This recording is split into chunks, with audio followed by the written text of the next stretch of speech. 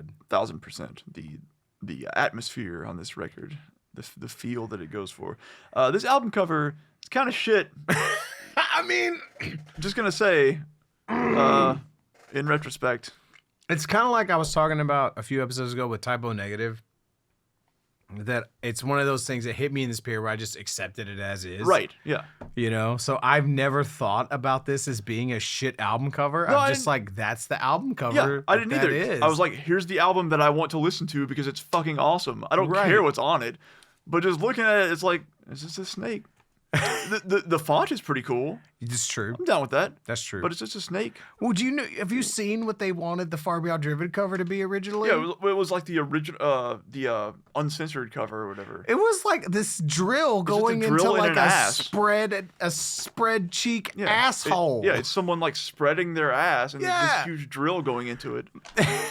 Like it's one of those. It's like when you see that and then you're like, I'm not saying that's good, by the way. Right? No, of course you're not. And you're like, this is what we got instead. And then it's when you see shit like that, you're like, every now and again, you're like, that's why record labels are a good idea. Yeah. Every now they don't not serve a purpose. Every now and again, you gotta tell a motherfucker no. Yeah. Yeah. All right, guys, this is what we want for the album cover. We've got a big old asshole spread, right? It's called Far Beyond Driven, so we're going to take a drill and we're going to drive it into the asshole of someone's spread. And they're fucking East West Records. It's like, how about no? Yeah. How about instead of an asshole, how about we just do like a ghost? Instead of instead of a realistic ass, how do we do a fake ghost? We can sell that in stores.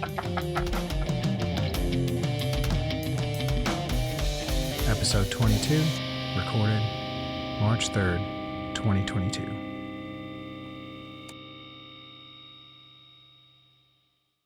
Alrighty, so here we are. Hello. This is technically like episode 21, which is exciting. I mean, we're finally old enough to drink, so we brought the goods. There it is. Yeah. That's great. Yeah. So. I hope we voted at 18. I don't know. I don't know if we did. I don't remember that far back. I think episode 18 was the last jazz episode. Okay. So, but yeah, so this is going to be, once we get to it, another Tempura episode. So we got to make whiskey drinks in honor of Tempura. But only whiskey drinks, no lager drinks, no vodka drinks. Yeah, no. So that is a really someone had me listen to that whole record, and that is a really interesting, weird, and you got knocked down. Fun record. Yeah, so that's Chumbawamba. Chumbawamba, yeah. Was the album also was it self-titled, or was it called Tub Thumping? Also, I'm not sure. My sister had that album. But yeah, the whole rest of the album is like just weird and quirky as shit. Yeah, my sister had that album when it came out, like in 7 or some shit. Mm-hmm. It was a strange album. There's I'm in a really weird headspace. It's because I've been editing and putting together the old podcast, getting ready to release them, and so looking back on like the '90s playlists, are sort of, I think it's episode 4, yeah, where it's our early 90s, like our when we're like in junior high, mm-hmm. and man, like fucking 90s were weird. Yeah. What you would just turn on the radio and hear was way weirder, or there's just way more breadth than what you would hear even just like 5 years later. The range of music was so different in 96 versus 2001, 2002. Oh, yeah, for sure. Like from whenever we were in 8th grade, 7th and 8th grade versus when we graduated high school. Definitely. And that was why, like, there was so much weird, disparate shit becoming popular then that they just had to lump it all in with alternative. So alternative radio, like the buzz around here, just became everything from instantly popped into my head was the Lemonheads and Blues Traveler. and Stabbing Westward, and Right. everything was under this one umbrella of alternative music. Right, and the occasional Primus song that you would get played on the radio. And Yeah, they play like My Name Is Mud or Jared's a Race Car Driver or something like that. Or the Offspring was all over the radio then. Yeah, I guess it was. But it was so much. It was the no, I guess it was. Come Out and Play and Self-Esteem. Yeah, I'm kind of thinking like the earlier or mid 90s when it was like the stuff from Smash. Yeah. But that at a certain point it turned, and I feel like they stopped playing that stuff and just started playing the newer stuff, which was like The Kids Aren't All Right, and then whatever the fuck it was from Americana. That was everything after that was terrible as far as I'm concerned. Pretty Fly for a White Guy. There you go. Yeah. Everything after Americana, or did you think Americana was trash? I thought it was trash as well. Oh, dude, I love that album. I fucking did not do anything for me. I love Smash so much though. I know you do too, and I love them both. That was one of those big albums for us. I think as a band also in a weird way. I think so. Maybe not directly for our music, but for our like our own personal taste making. There was something. There was some mojo to that record. Maybe it's just because there was the one song called Smash. No, man. First show I ever played, we did a cover of "Come Out and Play." Oh, okay. You know, like so the very first show they ever played was at Baytown Skate Park. I was I think 13 years old. It was me, Jeremy, CJ, and Josh Baker. Yeah. So CJ played bass, and we played 3 or 4 originals. Damn, you had 3 or 4 originals. We did, dude. I have VHS of this performance. Oh yeah, nice. We're good. We were a good band. Yeah, we sounded good. We sounded good, and our songs songed. Do you know what I mean? Yeah, they sang. But I remember 2 of the songs. That was "A Hate for You" and "Wounded" were 2 of the originals. There was a third one, maybe even a fourth one. I can't remember their names, but I remember the covers we played. We played "Loco." All right, Cold Chamber. We played "Come Out and Play." Okay. And we played "Electric Head Part 2." That's a good spread, honestly. Yeah, we weren't really like trying to. We weren't, you know what I mean. It was just what we did. You know what I mean? Like we weren't. It was like, what songs can we not sound? Oh yeah, we wanted to play "Lunchbox," the Marilyn Manson song. We had practiced that one, but we were only ever able to make it sound good in practice one time. You know, it's a tricky ass fucking song. There's a lot of weirdness to get that song sounding right. Like I almost want to say that's kind of because I mean, "Come Out and Play" was all over the radio. But probably shouldn't have the whiskey hanging right out in frame. I feel they're not sponsoring this. I don't think. Yeah. So Robert, tell me more about what you think about how we grew up. Yeah, the clean, crisp taste of the Canadian Rockies. Electric Head though specifically is a nice like deep cut in a way. Well, and like that's the thing that's trippy, right? But that definitely is, and I'm kind of on the fence as to whether Cold Chamber is or not, because Cold Chamber kind of just like they blew up and then fizzled out pretty quick. A little bit. So I kind of wonder if that's like for anyone these days, like does anyone know who Cold Chamber is anymore? I think they do. I think they just know that "Shock the Monkey" cover that from the second album. So I was unironically jamming chamber music a few weeks ago. Is that their second album? That's their second album. Okay. I had it, but I don't remember anything about it. There are some cool things on that record that I unapologetically and unironically love to this day. I see why it did not land because it's weird. That's kind of what I remember about it. Like I kind of had trouble ever finding the desire to put it on and listen to it. Yeah. Past like 1 or 2 tracks. It really did it for me. But it's back then and now, or? But yeah. Mm-hmm. Okay, cool. Mm-hmm. I loved it then. Yeah, it was never like I wasn't revisiting it recently and like, oh, this isn't as shit as I remember. You I was like, had it on like normal. Yeah, I was like, let me put this on to see if this is still as amazing as I remember. And man, I still love it because it's because Dez is singing more, but he's not like he's not like a great singer per se. but he's great at emoting through his voice, right? Gotcha. So he's not like Corey Taylor and he's not great in like the traditional sense of a good singer. But he does what he does really well. But I really feel what he's saying, and what he's doing is so dynamic, because his, I feel like what he did vocally when when that first Cold Chamber record came out, like what that did to all of us as far as what you were allowed to do vocally. There's a huge impact, and I think that the bar got raised so much within the next few years that I think his sort of influence gets overlooked a little. Yeah, maybe so. Because I, for one, don't think about them much anymore. And I don't know when the last time was I tried to listen to their first album. It's fun. Yeah.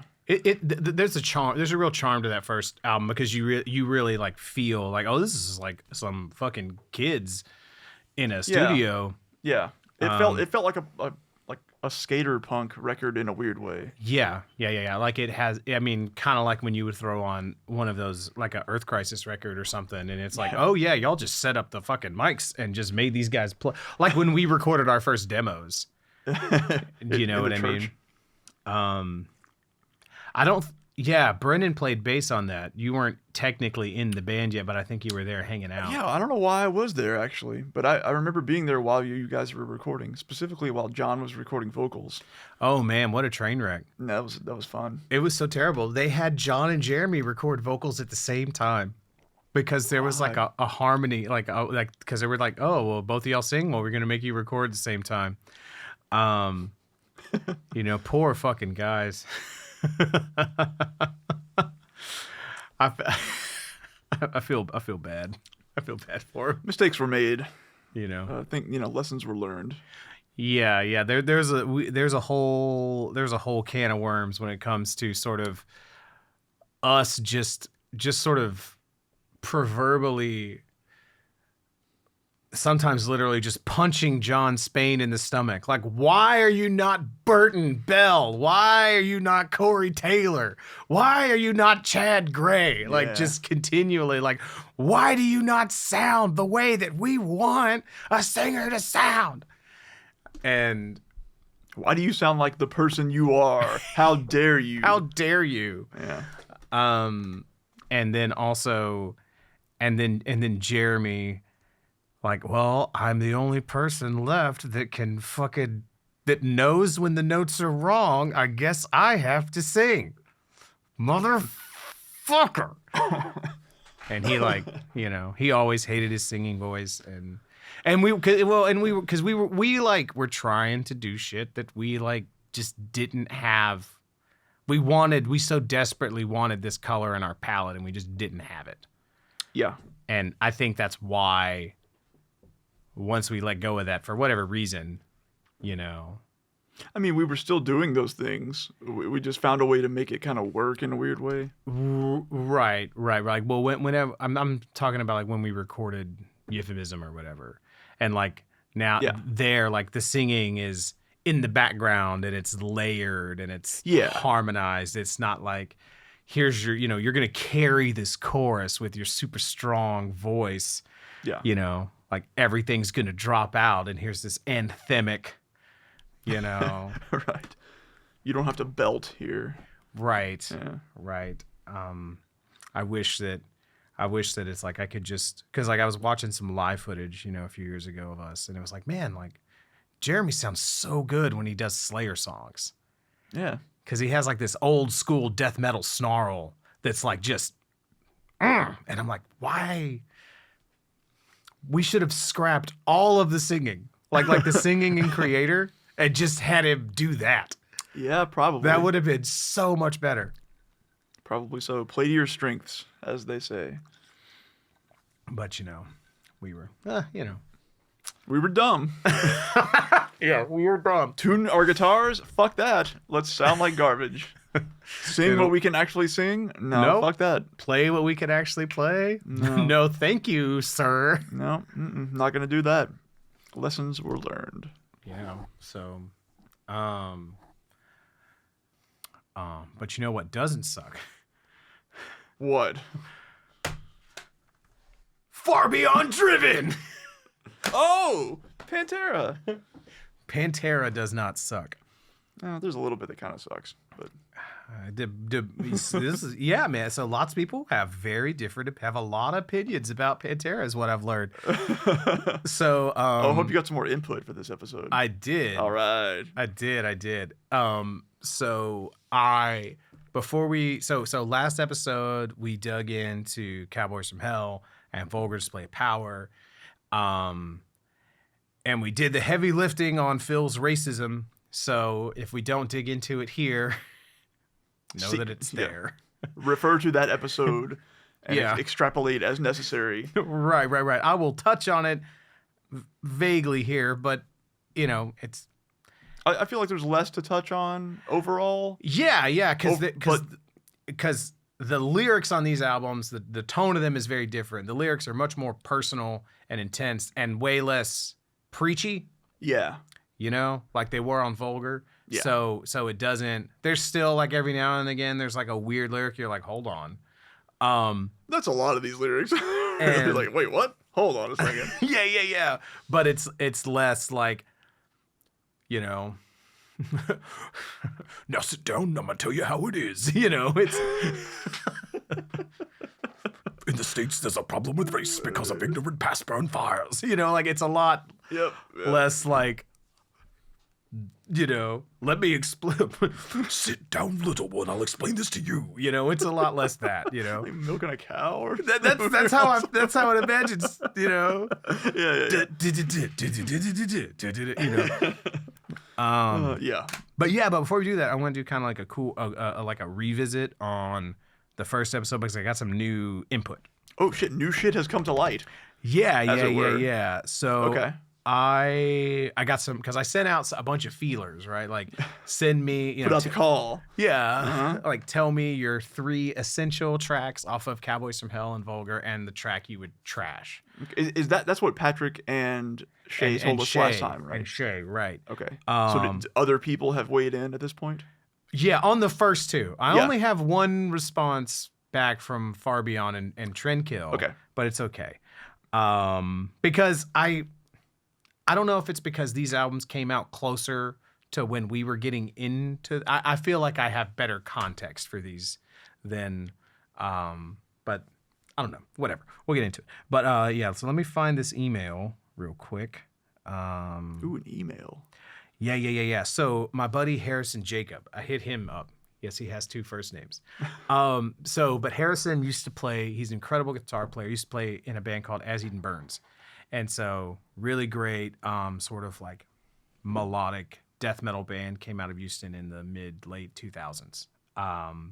Incredible band. Go listen to their shit. As Eden Burns. He and I have actually like, hey man, you want to like just jam on some Pantera songs? Yeah, we want to play. Well, let's play I'm Broken. Okay. You know, and show up and like just jam on I'm Broken. Right. Nice. So he's an incredible guitar player. And so I really wanted to like pick his brain on, and he's actually going to come and hang out with us when we talk about Reinventing the Steel. Oh, nice. And 101 Proof. All right. Because he's like, that album's really underrated. I'm like, Reinventing? Yeah. And he's like, I'm like, we need you here. Cool. I'm very curious to get back to that album. I already know how I'm going to feel about it because I revisited it periodically. I haven't in a very long time. I'm excited to hear it. I know how I'm going to feel about it already. But yeah, all right. So I hit him and asked him about Cowboys from Hell. Take that.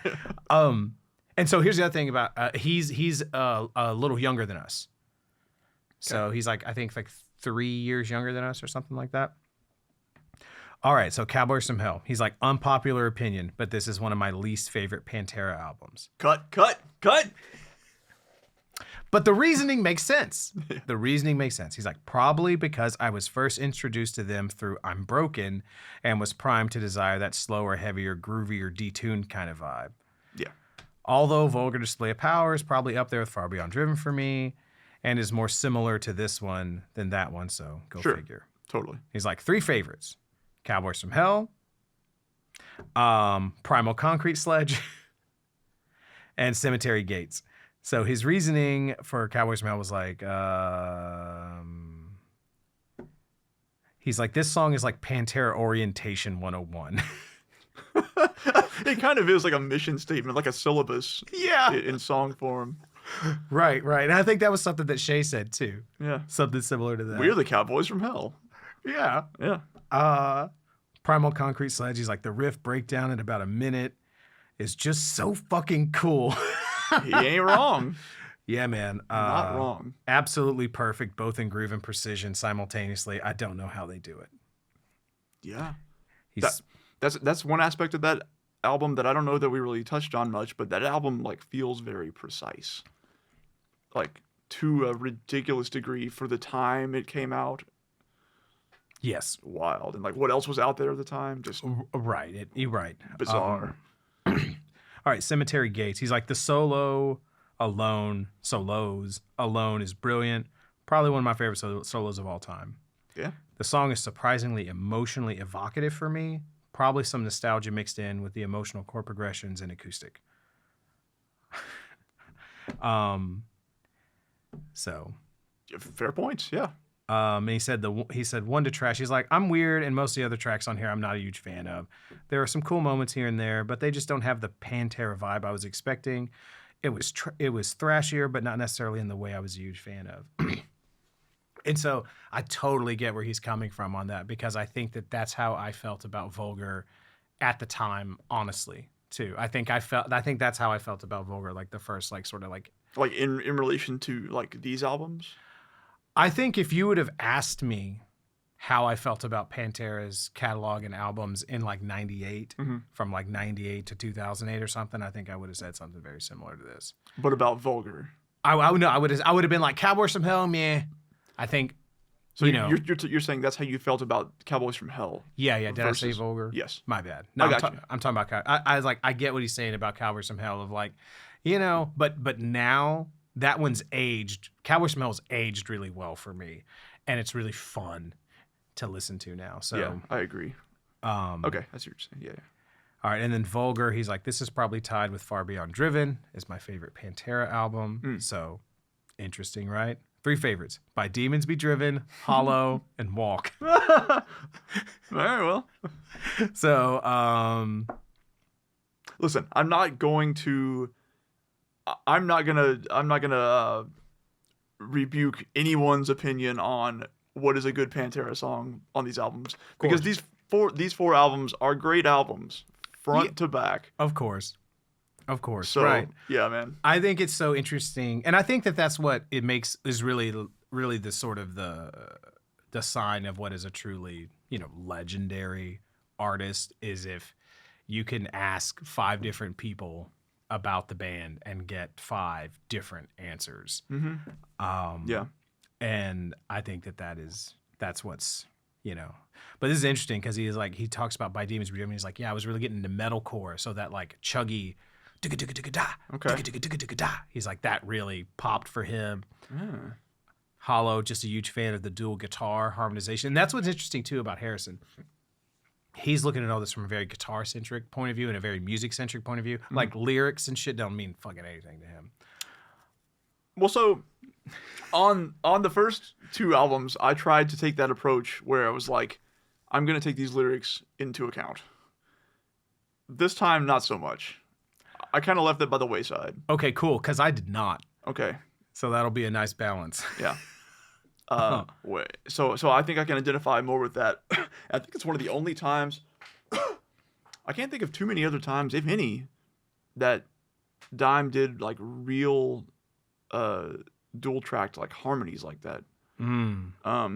A couple times in like solos, but maybe those were like effects pedals primarily. And maybe this was too, really, but it doesn't really matter. Never in like a, because it's across like the verse, right, or the pre-verse, or whatever the fuck, just in the main part of the song. So yeah, kind of a rare occurrence, but it's a nice part. Right. Yeah. Right. Excuse me. And so, but yeah, and he's like, Walk, I only like the solo. The rest is kind of cringe. And he's like, and he's like, one to trash. He's like, walk. I only like the solo. The rest is kind of cringe. You know what? Fair play. Fair point, right? And so I also hit up my buddy Chris, who is like a death metal guitarist. This guy is really unique in how he plays guitar. He's like if Dime played fucking death metal. So his like, you know, me and him musically got along really well because he loves Machine Head, Slayer, Suffocation, and Pantera. Damn. So the 4 pillars. For me, yeah. Yeah, exactly. Like we just called out tunes for like an hour. Want to do War Ensemble? Yeah. You want to do, you want to do Hell Awaits? Yeah. You want to do Mandatory Suicide? Yeah. You want to do Imperium? Yeah. You want to do Davidian? Yeah. Awesome. But so I hit him up, and his favorites were Cowboys, Domination, and Sleep. And I was like, okay, Sleep. All right. He's like, Sleep has the best Dime solo ever. Just so much emotion. And then I saw someone else talking about like repping Sleep hard too, talking about like the cool use of diminished chords and shit in it. And it's like, fucking Sleep stands. I was like, all right, man. So yeah, nice. And then for Vulgar, he's like Rise, Hostile, and Hollow. And I how about almost everyone we asked? Did Jet say Hollow as well? Jet was like, Hollow's the worst one. Oh, yeah, okay. Jet was the one that said, yeah. But I said Hollow, Harrison said Hollow, and my buddy Chris said Hollow. So that's pretty interesting that got as many. I wouldn't have thought that it would have. Yeah. But yeah, man, like that's just so fascinating. And then I'll bring it up later at some point. But Harrison like threw up like a poll of like, here's how I'd rank my Pantera albums. What does everyone else think? And dude, as many possible different answers as there are, like mathematically, they're all there. All permutations. All the permutations were there, Good. you know, like 5 times 4 times 3 times 2 times whatever it is, you know. Yeah. Pantera factorial. So, but okay, so I wanted to sort of bring this up real quick, because we were kind of going through this like criteria, right? I had this idea of like criteria that you can judge records by. Okay.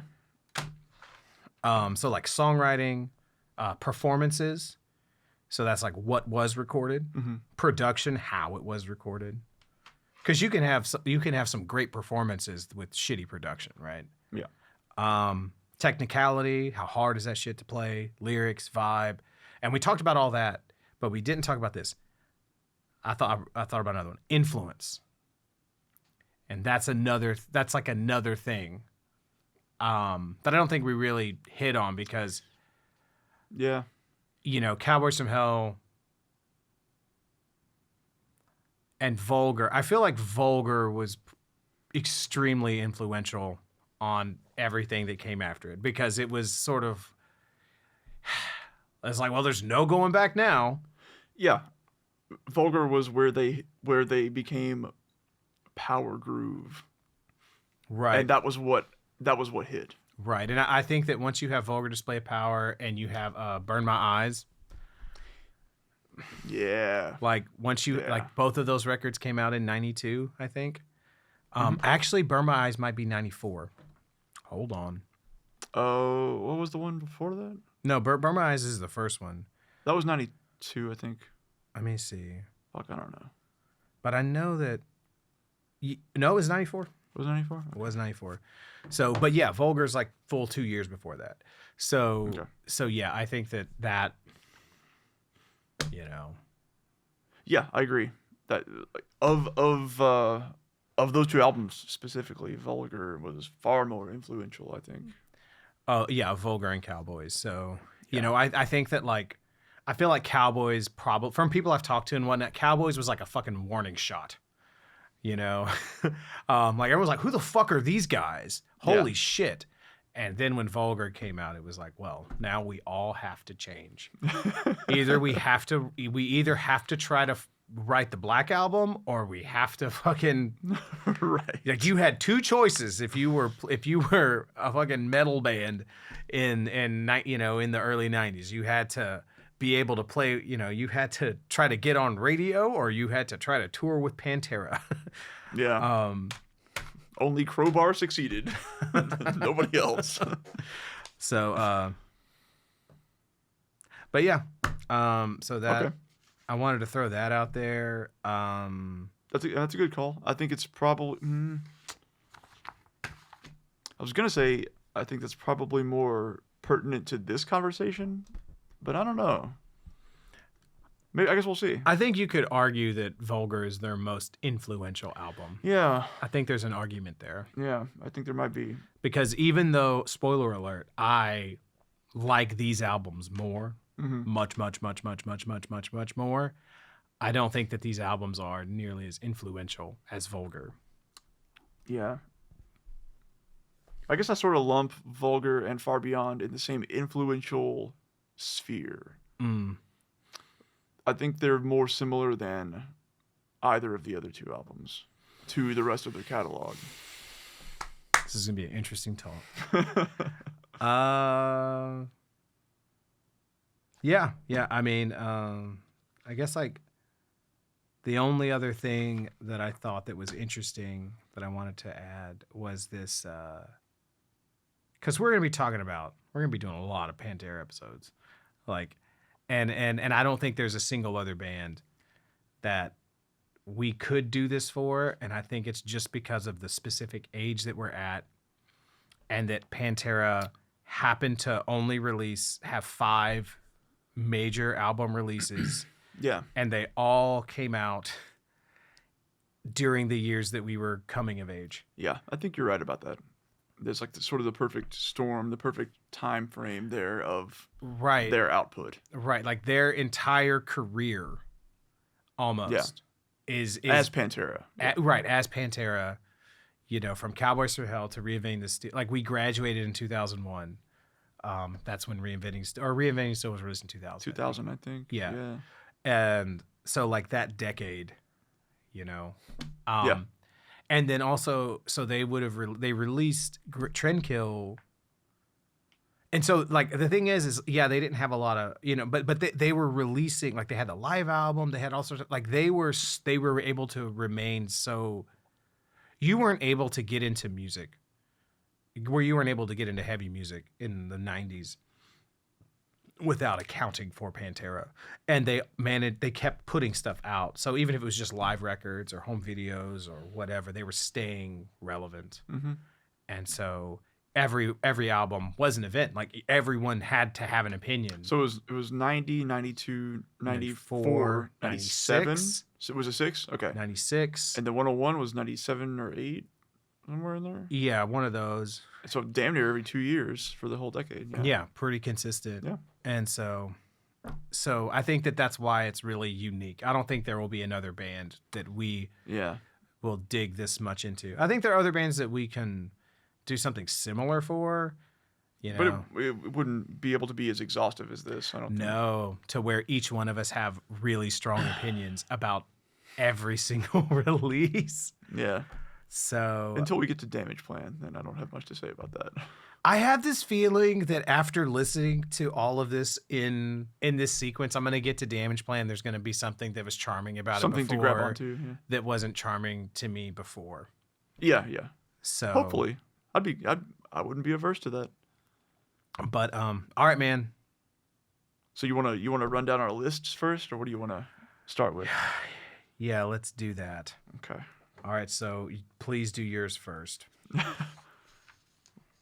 Well, let's go back and forth like we did last time. How about that? Or do you want me to do mine first? Because I'll do it either way.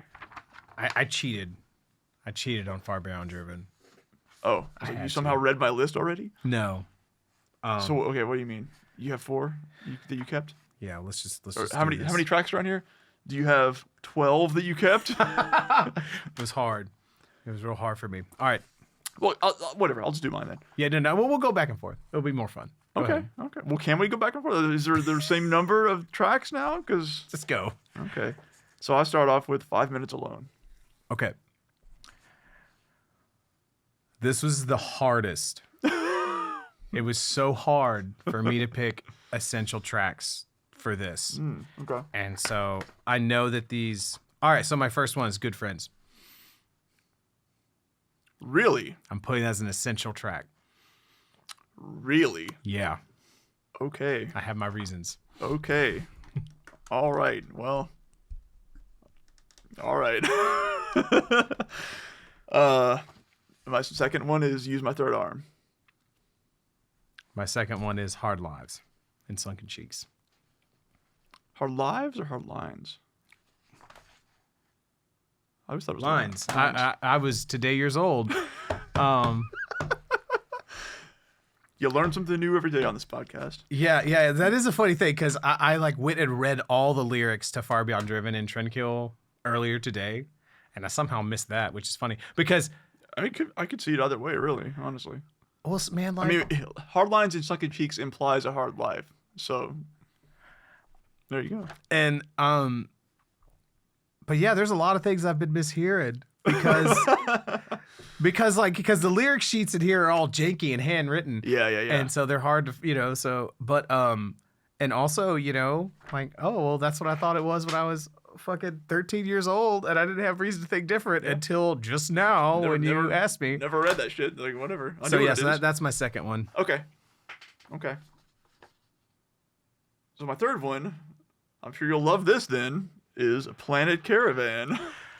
It's no wonder that we were in a same fucking band. All right, so here's my third one. You know what my third one is? Use My Third Arm. All right, there you go. Okay. And then I had a oh wait. No, go ahead. I had a bonus one. Yeah. I had to have a bonus one. Yeah. Which was Planet Caravan. Nice. I can see that. I almost thought about doing something like that, honestly, because So, it is like a bonus. What would have been your fourth one?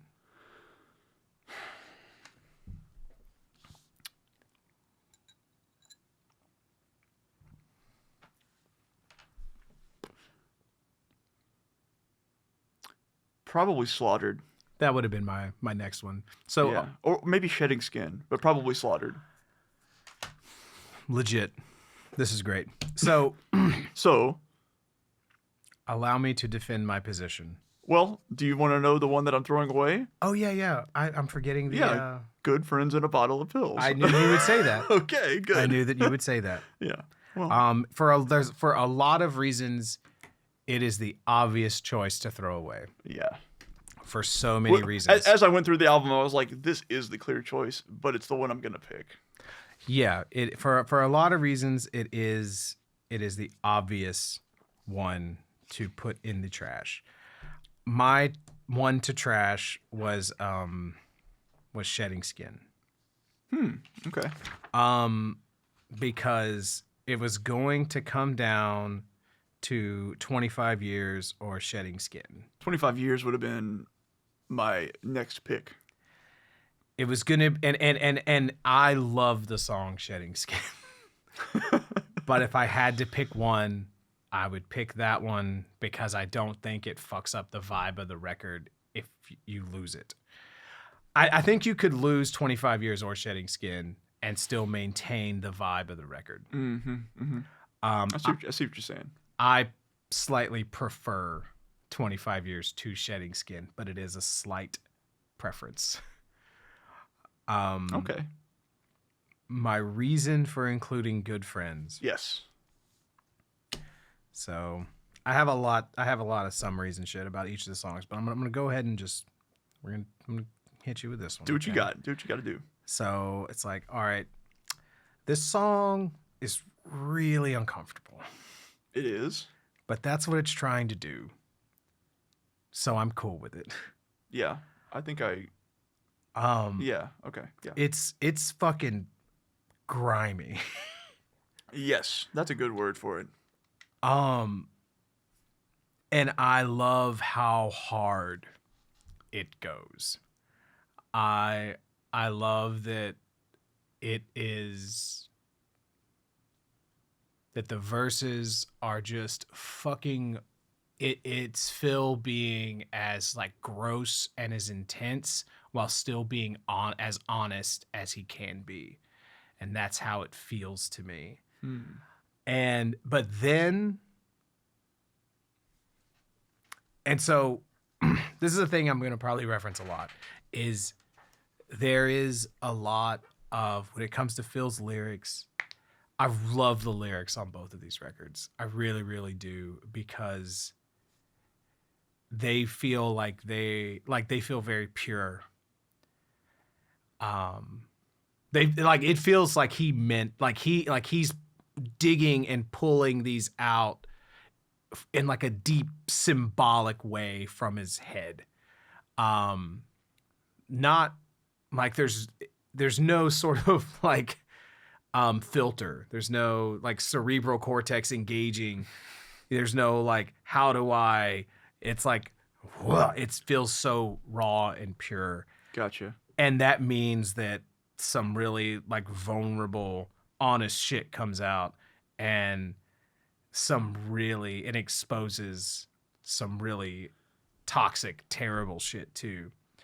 And so the thing that I think is interesting about the lyrics is that you could really analyze those lyrics through sort of a lens of power and a lens of masculinity, because he's talking about, you know, like having sex with some dude's girlfriend, but who is he talking to the whole time?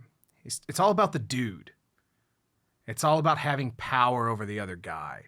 And it's all about that power relationship. And it even like, it's even very explicit in the lyrics. Like, your girlfriend could have been anything. Right. And so like, you couple that, like, it's all about this power and me like having power over you. But then, you know, you're that kind of dude, you'd slit our wrists and you know? And there's that. But then what is the chorus? It's like all these layers of this, like, I serve so many fucking masters. Yeah. So it's like this, you feel helpless. You feel like, you know what I mean? And it's this, and so. Yeah. Like, I don't think it's unclear what he's trying to get across here with this song. Yeah. And so he's doing fucked up shit. His character in the song is doing fucked up shit, but he knows that he's doing fucked up shit, but he has to do it. He can't help himself. So yeah. Just like, to some extent. Something like that. And just that, like, yeah, very broadly. Right. And but then there's also like expressing that frustration, I guess. Like that, like, yeah, that of, I'm powerless. I serve so many masters. I'm going to lash out by feeling powerful over someone else. Like that kind of, and it just really encapsulates that in a really abstract, terrible, gross, intense way. And just how hard he goes vocally in the choruses. Yeah. That was something that really came across to me more on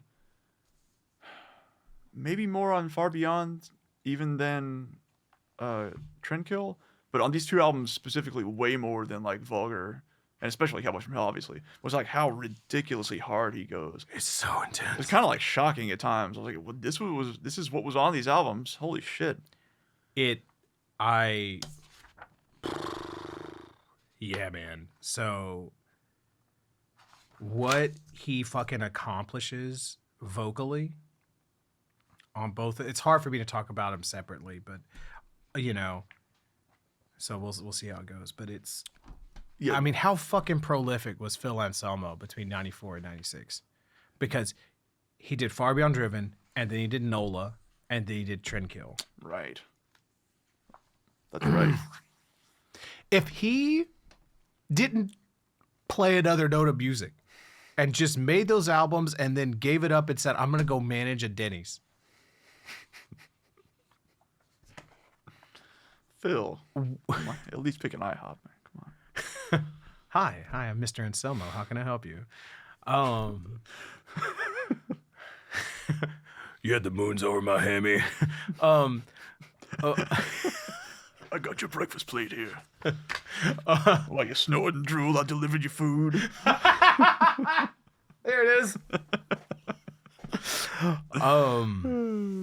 We were all knocked out. Yeah. But so the last, yeah, it's like, do you have any more eggs? I told you, motherfucker.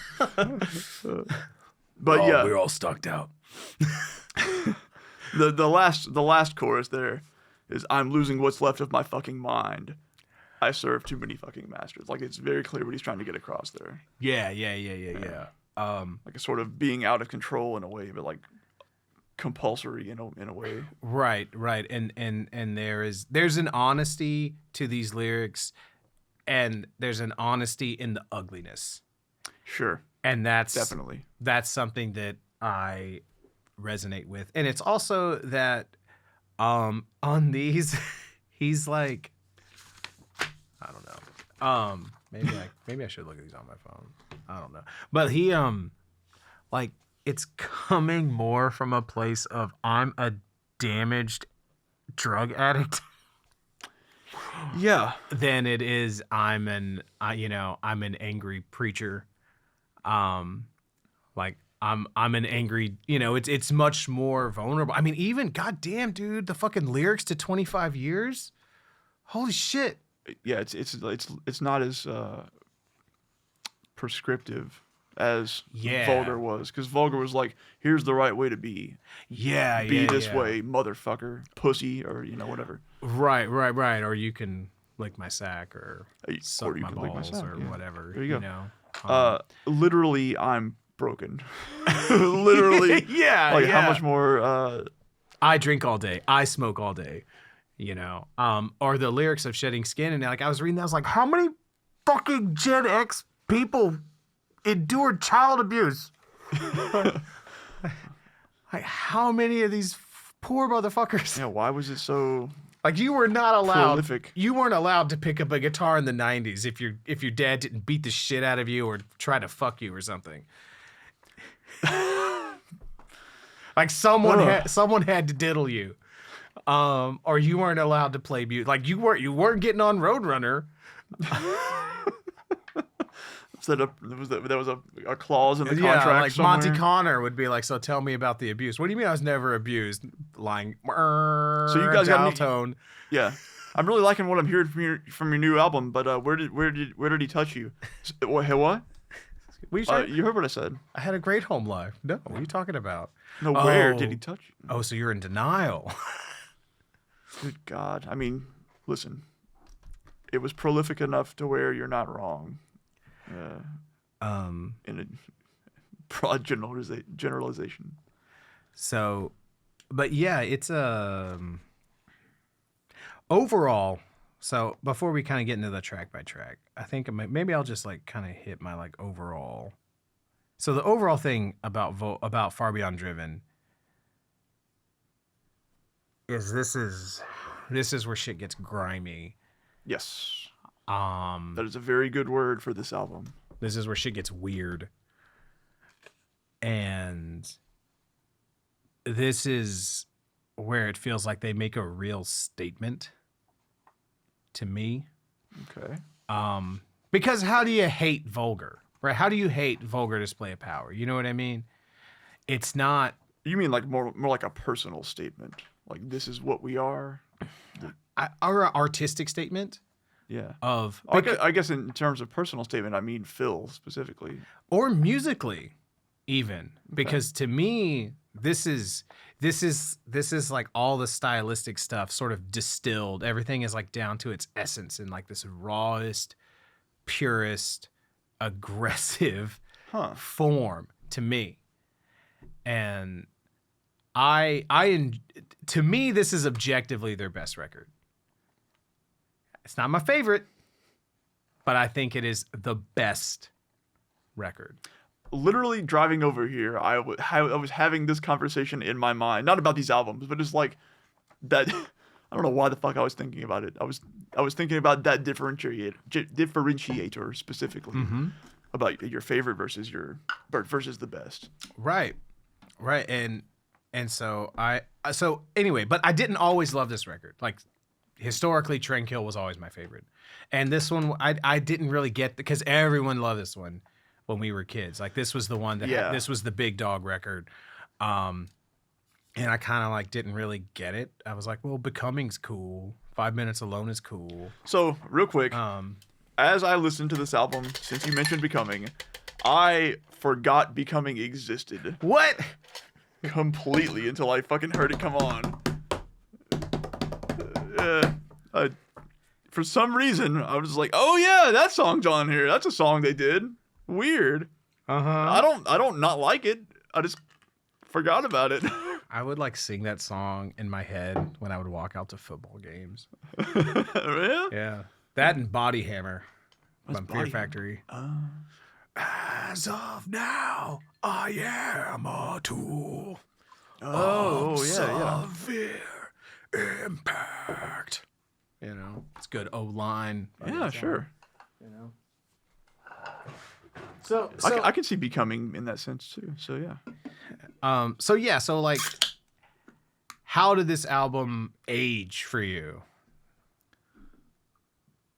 I think all things considered, pretty not bad. So like we've already talked about up to this point, like the first Pantera that I heard was Cowboys from Hell, because like that was the first album that there's like God. It makes you so rare in our age group. I know, it makes me weird. And so that was the first one I heard, but Far Beyond was the first one I actually got into. Because I got the Cowboys from Hell cassette from my uncle, and then at some point I went over to visit his house, and he had back in like 90 probably 95 or 96 maybe, I want to say, he was one of the dudes who even back then had like the big ass CD shelf full of shit. I was like, whoa, like, mind completely blown. Yeah, and so I would just sit there poring over all the shit he had. And he was like, if you want, you can like borrow a couple of these, you know, and just bring it back later. So I borrowed this, I borrowed Incesticide, and I borrowed Nirvana. Thank you. Yeah. And I borrowed maybe the Black Album or something else. But that was when I first got into this album, and this is the first Pantera album that I like really got into. So the idea that you heard Cowboys from Hell before you heard the Black Album. I mean, I'd probably heard Metallica like on the radio, I guess, but like as an album, yeah. That puts you in such a different, I guess so. You know, and so you got into Far Beyond Driven before you really got into any of their other albums. Yeah, you always were on the cutting edge for things that were more intense. Come on, it's like, what, is Robert fucking playing that Meshuggah riff again? Yeah, well, I guess, yeah, okay. It's like we're just trying to play this fucking song, and like Robert's not even paying attention to us. What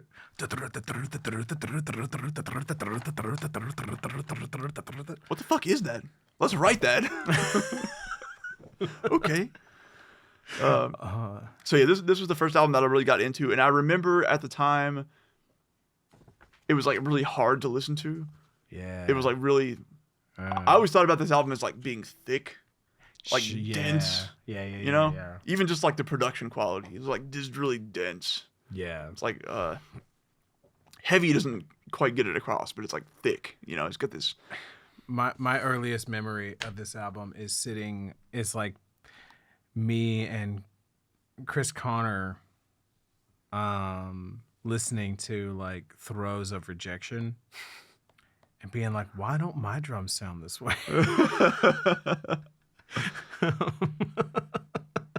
Is it Throes of Rejection? I think it's Throes of Rejection. Yeah. Yeah.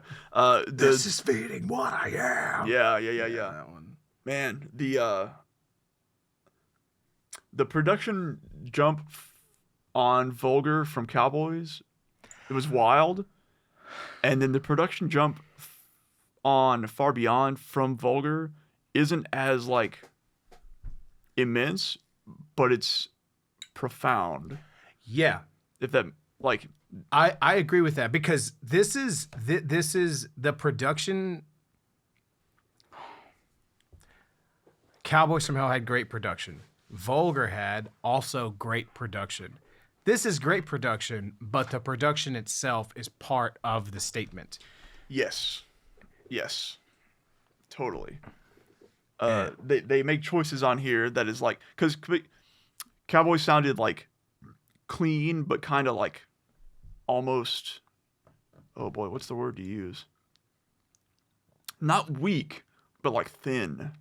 Yeah. Especially compared to their other albums. Sure. And then Vulgar kind of like puts a meat on the bone, if you want to say. Sure. And it still felt very like clean. Well, and they talked about that too. Crisp.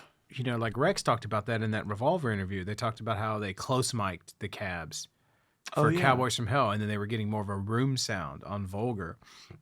Yeah. And consequently, that's why you hear less and less of Rex. As you hear the most Rex on Cowboys from Hell, but as it gets more and more about capturing Dime's dimeness, you lose a lot of Rex. A lot of the Rexness. Just makes me sad. I feel like he's still really present on this record, though. Yeah, I mean, in Throes specifically, like that bass line is like, boom, boom, boom, boom, boom, like it's clacking and clacking all in the background. Yeah. I really like the production on this record and Trendkill. That's to me. These are my favorite records of theirs to listen to for that reason. Same. So, all right, let's broad strokes hit these criteria, right? All right. So, okay. So songwriting. To me, this is like some of the best. I think that's why I think this is objectively their best record, because I think it has objectively the best songwriting. I don't think there's a song on here that's poorly written. I think everything connects really well. I think all the tempo changes work. I think everything is interesting. Everything feels inspired.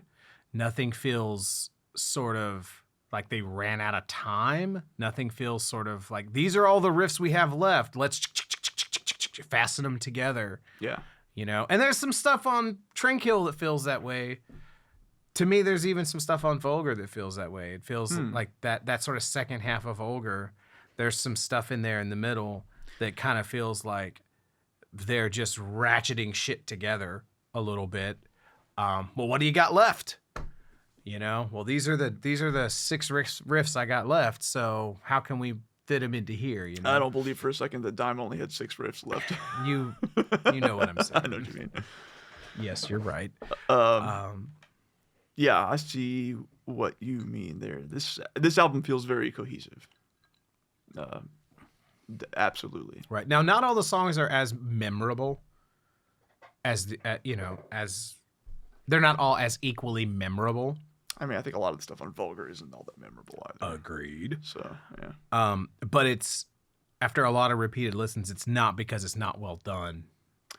It's, it's yeah. So it's just because there's not like on Shedding Skin or 25 years, like, or something like that. There's just not that that sort of I'm broken hook or slaughtered hook. There's not that, you know what I mean? In the same way, that's all that there is. You know what I mean? It's still, but every piece makes sense. There's absolutely no fat on this record. It's all like just streamlined, fucking like precise, gross, grimy brutality. I'll agree with that. How long is this album? I didn't check. It's in that 48-minute range. I guess about like maybe early low 40s, something like that. Yeah, it's great. It broke my heart to sort of pick one to trash because I really didn't want to let any of them go. Yeah. 56 minutes. Actually, it's rather long. Never mind. Okay. Holy shit. How incredible is it that an album that's this intense can hold your attention for that long? Yeah. A testament to what they did there. Hot damn. But something we touched on last time, especially I guess in terms of Cowboys from Hell a bit, but more in Vulgar, despite the fact that some of the lyrics on Vulgar are fucking nonsense, is that Phil has a talent for like just picking the right words. Yeah. And that comes across like in spades especially on this album. His phrasing. Yeah. Holy shit, his phrasing. Yeah. It was really hitting me on when I was like reading some of the lyrics along, and it's just so good. Because it's tempting to think like, just like big dumb dude yelling shit, but there's a lot going on there. Like if you really sit down kind of dig into it, or even just read it once. Really, Right. I love how just abstract and terrible and honest the lyrics are. Okay, so yeah, let's riff on these lyrics a little bit, because that's one of the criteria. Let me find some of the things that I said. Yeah, the lyrics overall feel so much more personal to me. So even when they veer into uncomfortable stuff, it doesn't bother me as much. So like in 5 minutes on like use complexion of my skin as counter racist tool. It's like, okay, you're getting into some weird shit, but it feels like he's telling a story about a fucked up experience, so it's not preachy. Do you know what the song's about? It's about like some lawsuit or something, right? Yeah, I don't think I knew that until like today.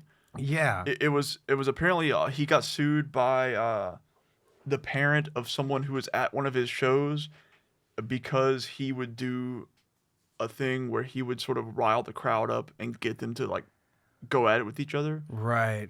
And so I guess somebody got hurt as a result of that. Mm-hmm. And I guess in the deposition or something, the father of the kid said, like, just give me 5 minutes alone with this guy in a room.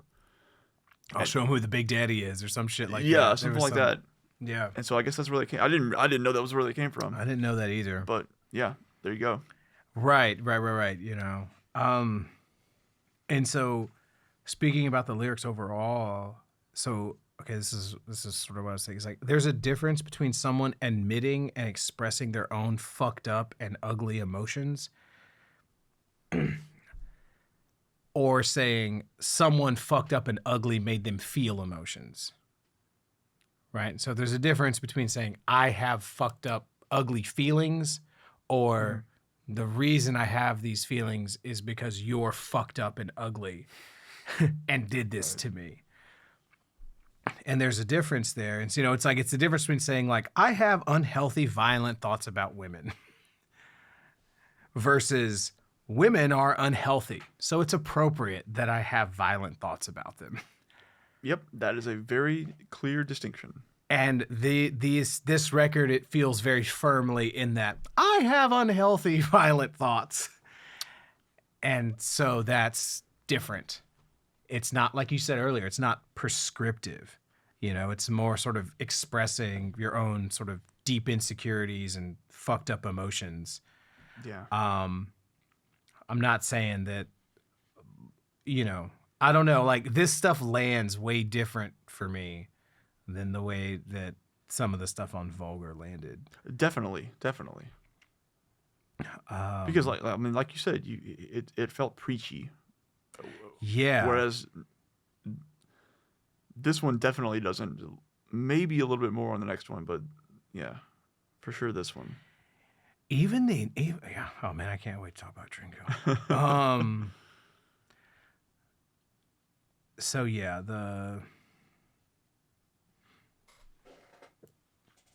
and the other thing about this record too is there might be songs that are more or less memorable than other ones, but this song never betrays its vibe. Like it has a fucking vibe, and that's why it was so hard for me to pick something that like get that out of here, because and to me, Good Friends and a Bottle of Pills is part of establishing that vibe. Yeah, that's fair. And so, you know, that just gritty, fucking nasty. And I like, this is another thing, right? I don't think that you get Slipknot's first record without this record. Without this record? Yeah. Like, think about, like, the vibe of that record, right? Like this. That was the vibe that defined that record. It was just grody and nasty. And, right. For like, sure. This is the prototypical seething, precise, nasty, heavy fucking metal record. You might be right. Yeah. Nothing else comes to mind anyway. Yeah. To me, I only really think of this and like Slipknot's first record. Like that's the only like ones that have like this like I might need a shower after I listen to this. So to talk a little bit more about Good Friends, it's kind of the same thing. Whereas like everything on this album makes it this album, and nothing on this album is bad. Right. I don't dislike anything on this album. just like these other albums. Sure. That is just less of a song. Sure. And that's kind of the main reason. Back up. Yeah. Back up. But even like what they do musically is like kind of interesting, and like Dime's playing with a fucking empty beer can and shit. Is like, that what's going on? That's what there? that is. Oh god. Yeah, just dragging it across the strings like a fucking slide or like an ebo, I guess, really. But then during the during the intro mostly is like Phil's just like yeah. It really, I was like, fuck yeah. And then everything else that happens. Right.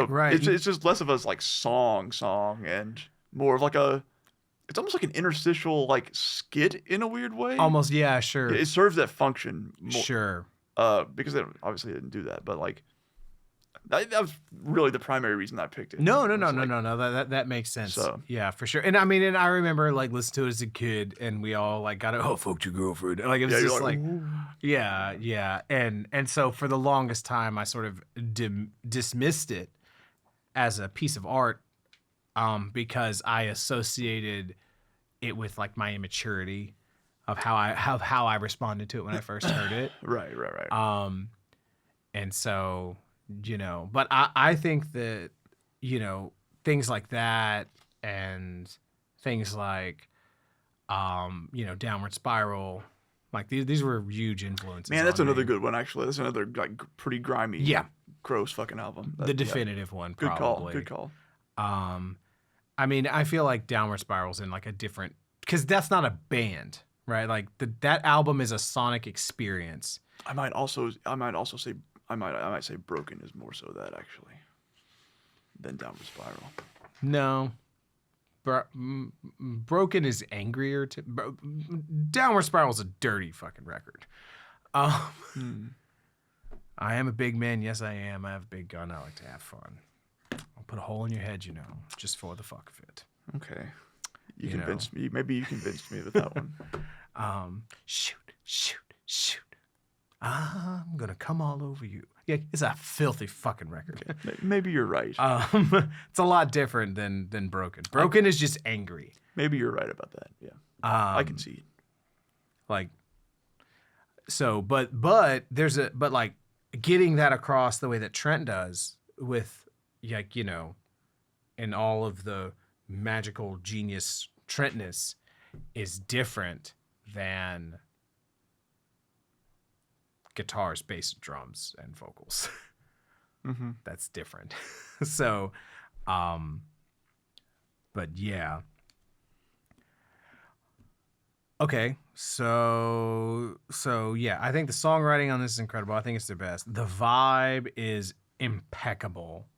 It is just unwavering, gross, and nasty, and absolutely sets a precedent.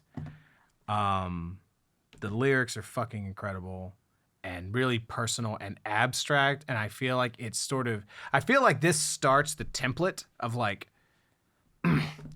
because it's really difficult to like how do you write lyrics that feel as intense as the music does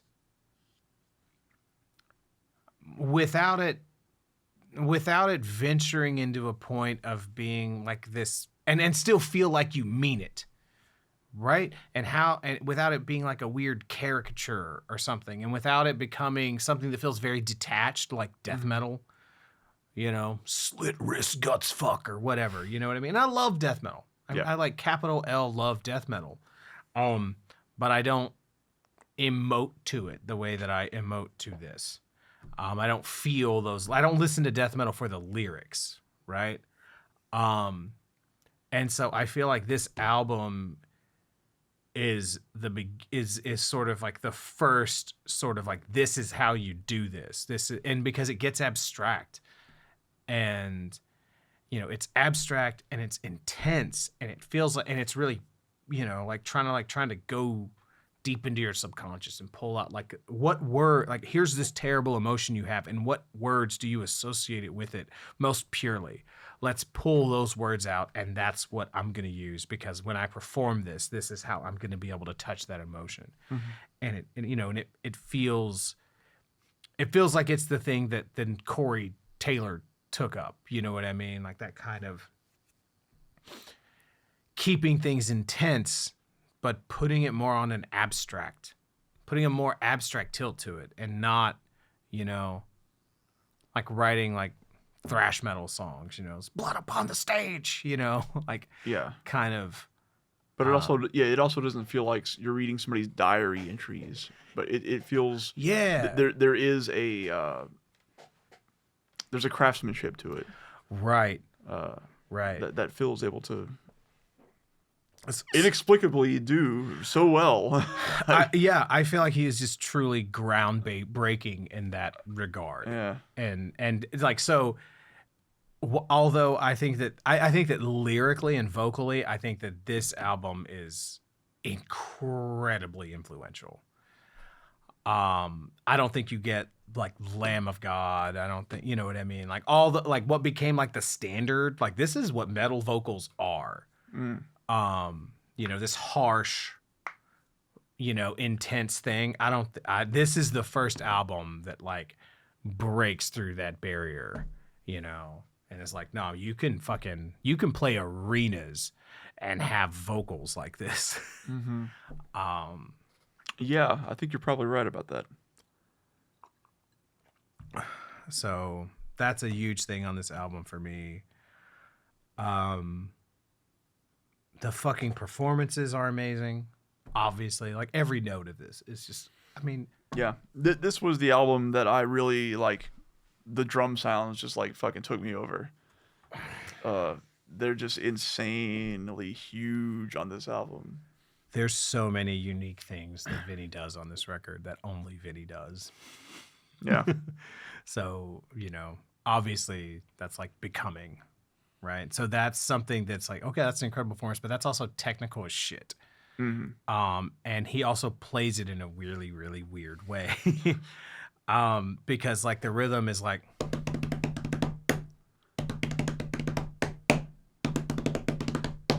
right? And so like if you hear that rhythm, then you're gonna do it like alternating, you know, like right, left, left, right, left, right. You know what I mean? Because it's got these quads, like,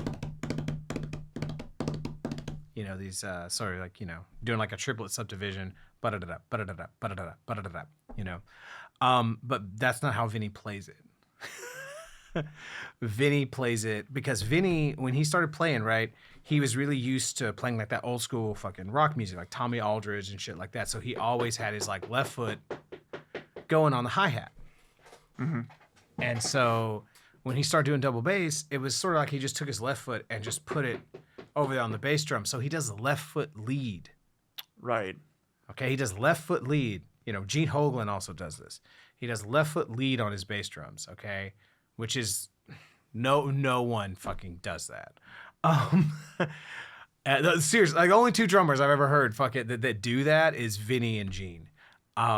Because these are guys who started playing in like the late 70s and then thrash metal became a fucking thing, right? You know? And so when Vinnie is playing, it's hard for me to even do with my hands. But so he's not playing. He's playing like.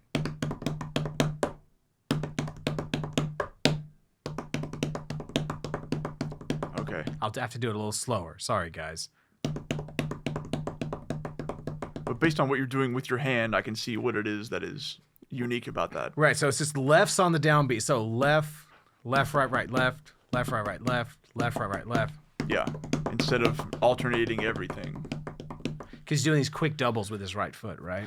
Yeah. And so when you think about it like that, all of a sudden the phrasing of it makes so much more sense. Because to do the phrasing of it the other way, you're switching lead between like what is on the downbeat, your right foot or your left foot, right? So to do that is really, really tricky to do with your feet, to alternate lead. And so when you're like, oh, well, that's how Vinnie's doing it, that makes sense. And that's how he does all of his sextuplets.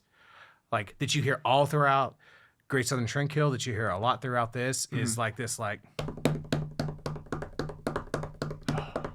Man. That's why it sounds a little different. Yeah. than when other people go. Yeah, it gives it like almost a bit of a natural like swing to it. Yeah. There's gallop to it because it's not perfect. Gallop, that's the better word. It's not perfect. It's not perfectly subdivided. You can tell that those second 2 notes, there's a little lean in them, especially on some certain spots in Trendkill. Yes. You can really, really tell, but it gives it this thing. Yeah, and it works. Yeah, it works. It's because he plays that shit fucking weird. and so, like, technicality wise, it's just, there's no one who played like that. You know what I mean? And like now, I was shedding that shit earlier this week, like trying to like, cause I do a lot of doubles with double kick. You know what I mean? Like that's how I do fast double bass and shit like that. But like but getting that exact sort of getting the feel down. Yeah, it's so tricky. It's so fucking, it's so nuts. But it is really interesting because that like those upbeat triplets, like if you listen to like Led Zeppelin, like Bonham is doing that shit like all the time. Like the beginning of like what Good Times, bum bum gung gung gung gung gung bum bum gung gung, like, but he's doing these, playing on the hi-hat, like I'll do it slower, but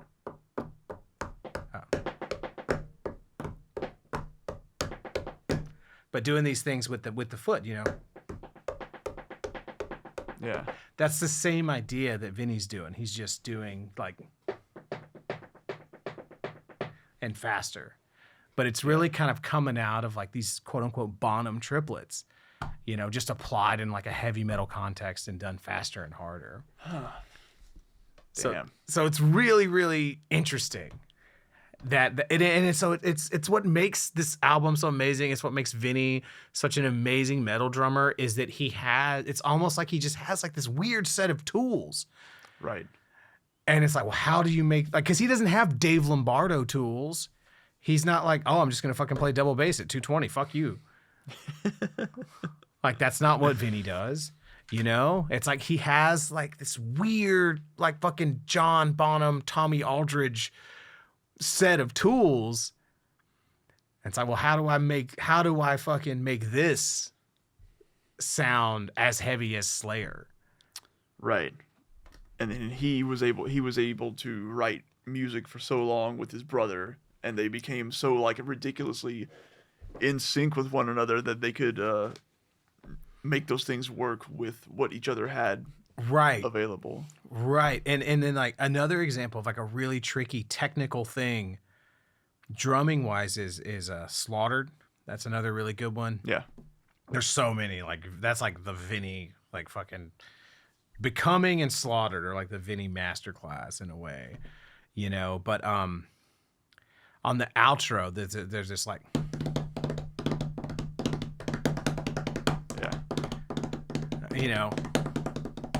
but if you aren't, if you play double bass, left foot lead, man, that's easy as shit, because you're starting those quick runs with your right fan, like left, right, left, right, left, right, left, right, left, right, left, right, left, right, left, right, left, right, left, right, left, right, left, right, You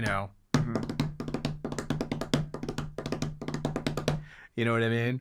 If you're trying to do that, you know what I mean? So it's like, it's so interesting how he was able to just put and make these like just unique fucking licks. Probably like one of the most unique thing he plays though is like in the bridge of Slaughtered, that like fucking ride pattern he's doing.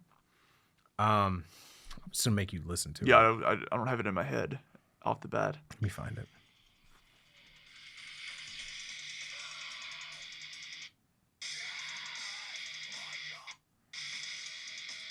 That right there. Okay. Yeah, I got it.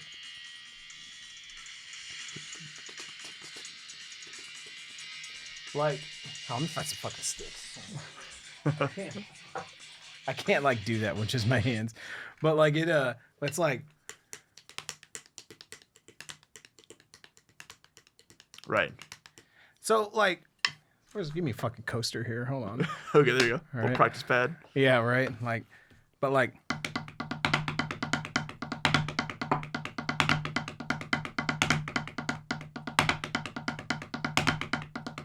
God damn, that's groovy as shit, man. Here.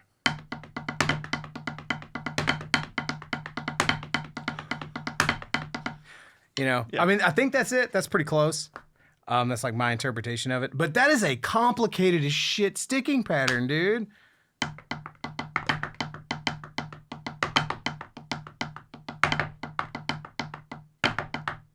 That's nuts. Yeah. And like, this is what's so nuts about Vinnie, right? Sorry, I know I'm just like totally off in the weeds with technical drum talk. This feels like the album to really get in on that shit, right? But this is what's nuts about it though, right? Like, so in a sense, so like Phil did shit on this album that everyone was like, well, shit, I guess that's what we fucking do now. Vinnie did shit on this album and everyone was like, well, that's nice. Good for you, Vince. Oh, okay. That's what you did there, huh? All right. Well then, moving on. So like, as incredible as those things were, they did not become part of the metal vocabulary. Interesting.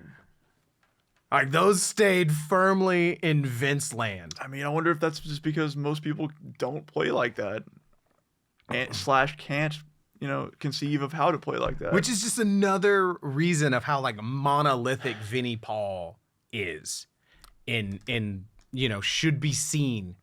I mean, I honestly feel the same way about the guitar playing on this album. Yes, tell me about that. Because it is equally like strange.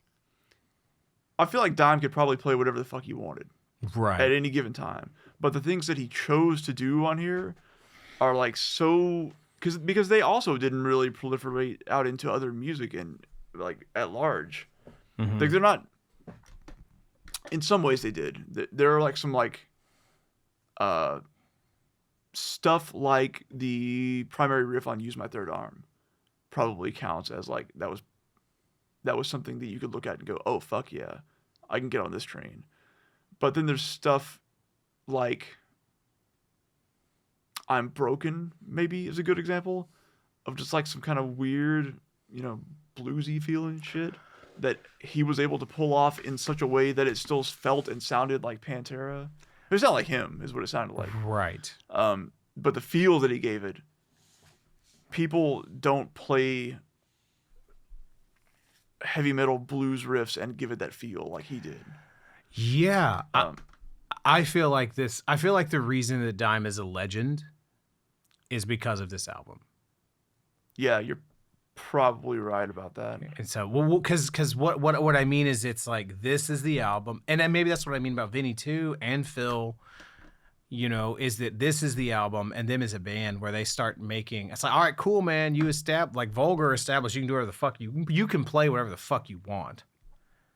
But what they choose to play on this album, yeah, right? Because they could have just they could have just done like Vulgar too, or they could have just done like some like Dime could have just done some normal Guitar Hero fucking solos in fucking every song, and normal like just bam digga bagga da goon, bam digga bagga da goon, like they could have just done that, yeah. and it would have been a fine record.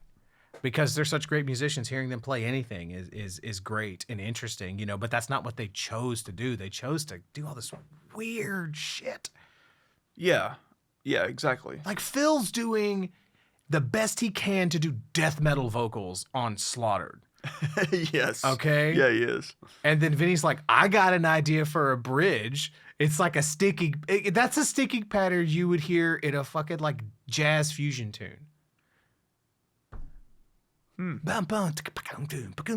you totally like oh yeah,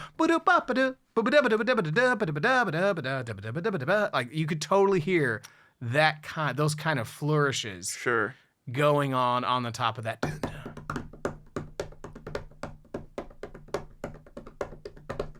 But then they make it groove like fucking crazy. Right. And then That section, oh man, that so section good. is almost, because also notice like if you listen to that section, this is what's great about that particular section. Okay,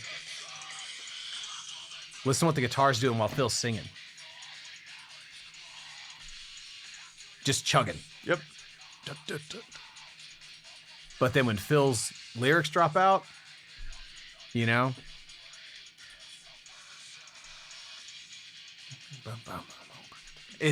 So like there's like that just shows the musicianship and the musicality of Dime. Yeah, he only does what he needs to do. Right. For the song to have the greatest effect that it can. Right. And then whenever you're the fucking level of guitar player that Dime is, and you're like, well, no, man, like your vocals sound better when I go Jesus Christ. Yeah, if you want to talk about like what makes somebody like that a legend, like what makes them actually untouchable, it's shit like that. Exactly. Yeah. Where you're not playing, all the notes that you can, or like you're not drawing all the attention to yourself. Right. At all times. You're just doing what the song needs. Right. Because we know what he can. We heard Cowboys from Hell. We heard the Cemetery Gates solo. Like we heard the Art of Shredding. We know what the fuck he can do. Right. Right. But you're like, those vocals sit better when I go gung gung gung gung gung gung. Yeah. God damn it, man. Yeah. Totally. That's the stuff that just like humbles you. It just makes you sit down and shut the fuck up. Yeah. Yeah, right. So yeah, like what other kind of like guitar? So was this record influential on you? And I mean, I don't really want to say this record was like, Vinnie made me want to play the drums, right? But I couldn't play like Vinnie. Exactly.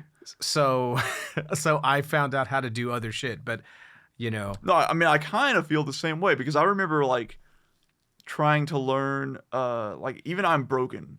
Mm-hmm. So relatively, all things considered, like here's the riff, and you play this a couple times. It's kind of a weird riff to get right. Because of the feel. It's similar to the drums. So I have the transcription here of I'm Broken. Because I transcribed it whenever me and Harrison jammed a few years ago. And to me, I'm Broken is one of the best examples of because there are still some people floating around out there that like want to say that like, oh, Pantera is just an excuse for some dumb rednecks to fucking get high or some shit. Like they're like, sure, they don't want to, like they, there's some people like, I mean, I get it. If you don't like really, like all you've ever heard is Walk. Or something like you don't get like, but there's like odd time galore in I'm Broken. 1, 2, 3, 4, 5, 6, 7. 1, 2, 3, 4, 5, 6, 7. Like that's 7, 8. Yep. And then what the most interesting part is about how their phrasing of odd time, because they're alternate. Like the tags of the verses are 9, technically. Or you could think of it as like an extra 2 beats added onto the 7, whatever. And so, but there's just all these things are peppered throughout this song, and it's all to, okay, well, what's going to just make this feel and sit right? Yes, absolutely. I didn't realize how weird this song was until I tried to play it. This song's fucking weird. Yeah. Like on its face, it kind of just seems like da da da da da da. Right. And that part, relatively, that part is pretty straightforward. Right. And then, like you said, you get to the actual verse, and it's just like, whoa. Oh man, it's so good. And then it goes into the chorus. Right, and like the pre-chorus is like this.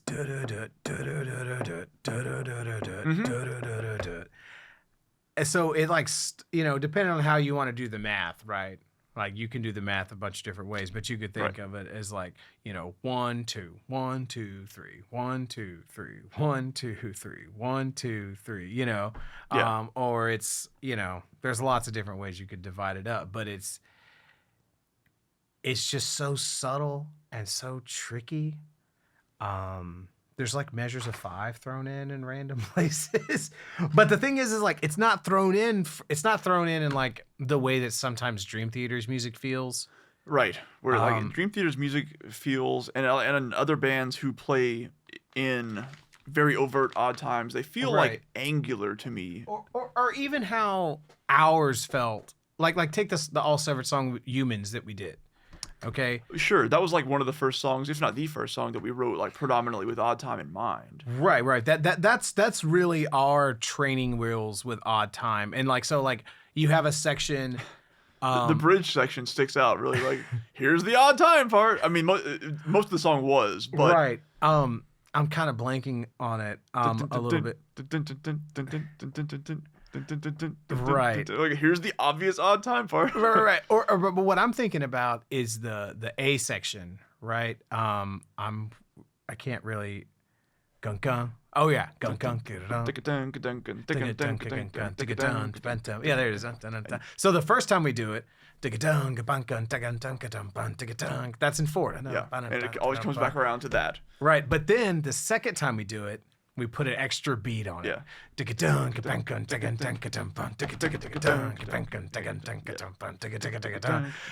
That to me is like a really great example of like fucking ham-fisted odd time. It's cool. I love that song. It's a good job. It's a good. I think we got it to work really well. It worked well. It's good. Yeah, I see what you're saying. But this sort of like it's really intellectual and like, well, the first time that we do the A section, we're going to do it in 4/4, and then the second time we're going to do it in 5/4. Yeah. You know, it's like how Neil Peart talks about putting his drum parts together. You know, well, on the first verse, I like to put the hi-hat on the downbeat, and on the second verse, to spice things up, I put the hi-hat on the upbeat. You know, like, yeah. It's very like it's not necessarily based on the sound. It's not. It's like it's based on a need to make the second thing different than the first thing. Exactly. And we will use odd time as a tool to make it different. Exactly. But like, it's not like, no, man, I want it to fucking sound like ga bucket to ga bucket to, you know. Yeah, like in the case of Humans, I think it did turn out to where it sounded good. It like grooved well for us. But that is the reason that we chose to do that. Right, like we were trying to be slick. Yes. You know, and I think they were just trying to sound how they wanted it to sound. Yeah, you're probably right, because it comes across groovy as fuck. Yeah. Which is like what they go for. And it feels so natural. It doesn't feel like they're trying to be clever. It feels like they're like, well, no, man, like, yeah, we're doing this. Yeah, it's weird, but how are we going to make sure everyone gets on the fucking downbeat for the chorus, you know? And it's like, well, you know, or however it fucking slams out, you know? But the riff that Dime is playing in that transition from the verse into the pre-chorus, I guess. Mm-hmm. So it's a dun dun dun dun dun dun dun dun dun. Right. So that's like the and that leads you so well into the next it's part. so good, right? It's fucking brilliant. Yeah. That's so it's like that's the part that like technically is like a 9/8. Yeah. Because it's like, well, you know, if I went like it's like, oh, that's not gonna fucking work. So you need this like extra. Yeah, they do so well to like pull you into that next part. That's the brilliance of it, right? And like that's the thing, right? Is they do it so masterfully that you've seen an arena of people, everyone fucking raise their fist at the right times to fucking like, I'm broken. That you're like, well, clearly this is a simple song. Exactly. Yeah. But the tone of it also, and then I guess the production probably plays into it, where they try to make it feel that way. Yeah. Or it's just like, here's a fucking metal song for you. It's gonna groove like a motherfucker, but actually under the hood there's all sorts of crazy stuff going on. Yeah, that's a great way to say it, I think. Yeah, man, I can't say enough good things about that song. And it's just such a good example of so many things that Pantera does well. Mm-hmm. That you know, some of the things that maybe they don't get the credit for. Really good solo in that song too. Yeah. So does Use My Third Arm, that doesn't have a solo in it, right?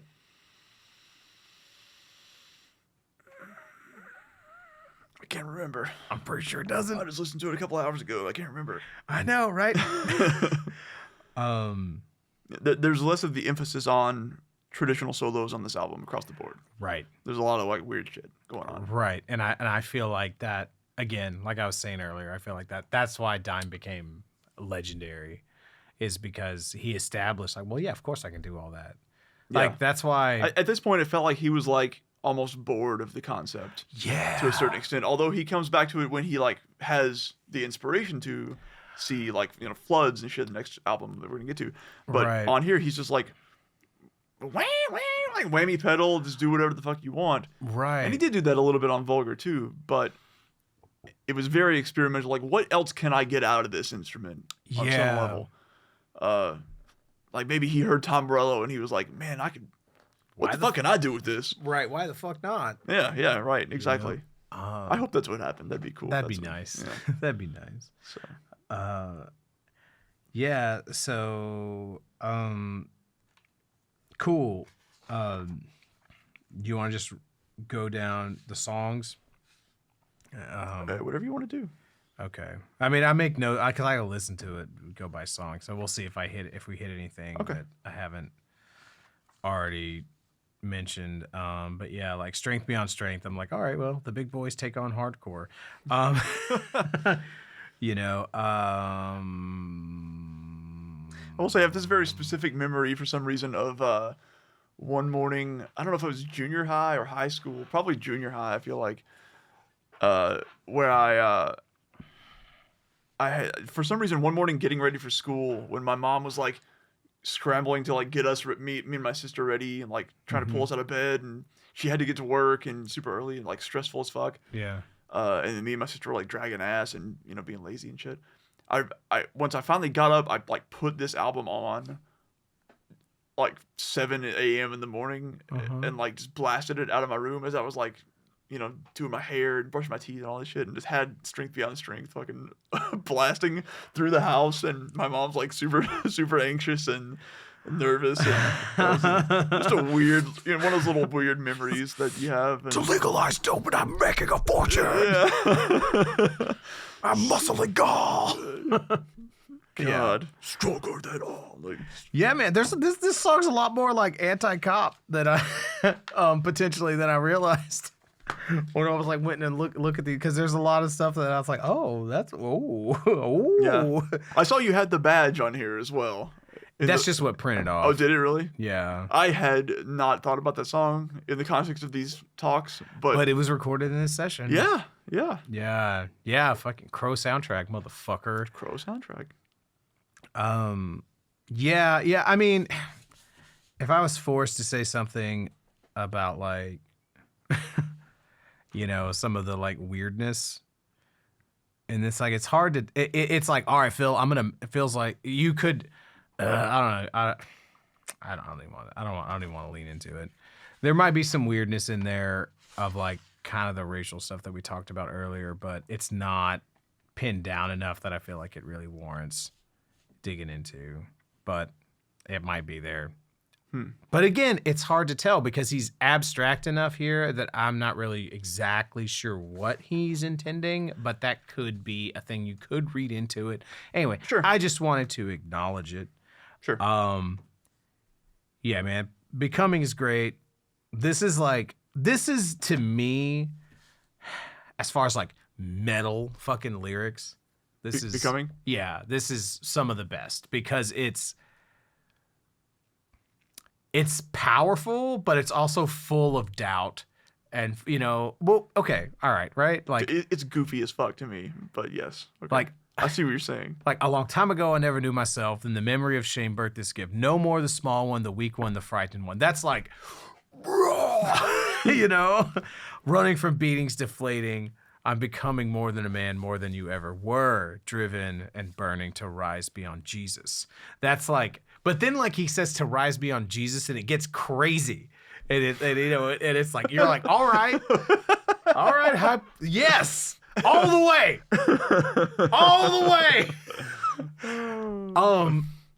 Born again with snake's eye voice, but then you get down like, Becoming gods. Perhaps through death my life won't be so bad. You're like, uh-oh. That doesn't sound very powerful. That sounds like, I of suicide, I, the unlord. And you're like, wait a minute. Hold on, wait a minute. And I think that is the thing that he just nails on this, on these next two records, is this combination of like aggression, intensity, confidence, a little, not really confidence, but just like strength, I guess, mixed with just vulnerability and hopelessness. Yeah, or maybe it's not really confidence, because Vulgar's confident. These aren't really confident. Right. I mean, it could still be somewhat, but like seeing yourself as, or feeling the confidence, but still understanding that there's all this other shit to have to deal with. And it's not just like blind confidence. Right. Like a recognition maybe of all this terrible shit that's going on in your mind. But right, this is way different than walk on home, boy. yes. Like, Yeah. I of suicide, I the unlord. You know, and man, Jesus. Becoming God size. It's like, oh man. Man, my motherfucker's God size. It's like, oh dude, this is coming you want the 32 ounce or the large? You want the Route 44 or the God size? All right, so oh man. I remember playing. We stopped in the middle of fucking Texas somewhere. I don't know. We were on the way to Dallas. Not you and I. I was with Mark. Okay. Okay. And we pulled in through a drive-through, and Mark tells the cashier like, "Hey, and can you humongo size the price?" Humongo size. Some made up superlative. Yeah. And she was like, "Sir, I don't know what that means." He was like, "All right, so take a 32 ounce cup." And just fill it up with French fries.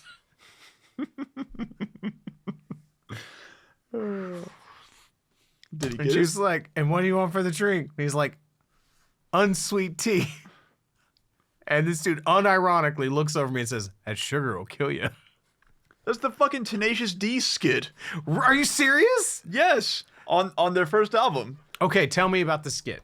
It's Jack and Kyle, Okay. obviously, and they alternate between like skits and songs on the album. Okay. So they go to the drive-thru and they like audibly on the song they like pulling the car up to the drive-thru, and Jack orders like fucking 30 items.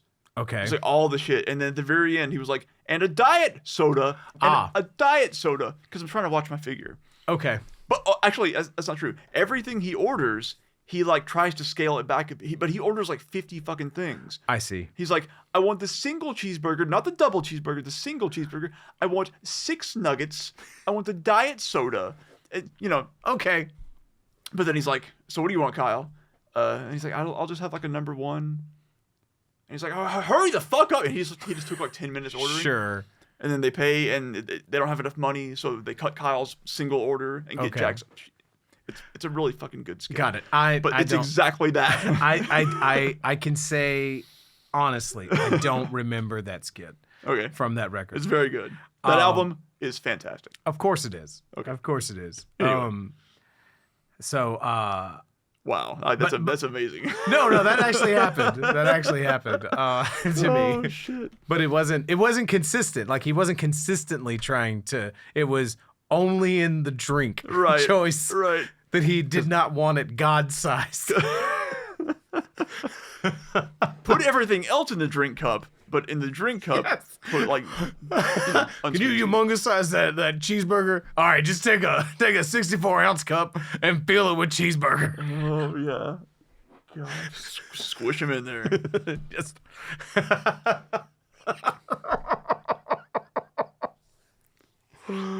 Man, he called me up the other day, man. He wants me to record a record for him. So. Oh wow. Yeah, I mean, I might be hanging out. So Mark, we're talking about this guy named Mark Farrow, who is a hugely influential person on my life, but he recorded one of the first All Severed demos. Yeah. And also the did you play bass on that one? No. Because Michael was still technically playing guitar on the first, also on the. Did he record 2? There was the Psychomotor demo. There was the first All Severed demo that had like Mindfucker and. That's the one I'm thinking of, yeah. And I think you played bass, and then there was the first album. Yeah. Where you played guitar, and Ricky played bass. That's what I'm thinking of that he recorded. Yeah, Mark did both of those. Okay. Yeah. So yeah, I'm thinking of the one where we did that in your living room, your mom's living room, and we ordered Sonic, which I remember for some reason, and we wrote the part for Humans that I played as we recorded it. We did a lot of dumb, inefficient shit. Okay, yeah, but that's who Mark is. Yeah. So Mark's Mark's an old, practically family member, basically, and he liked to God size his fries. Oh man, I like my fries. God size.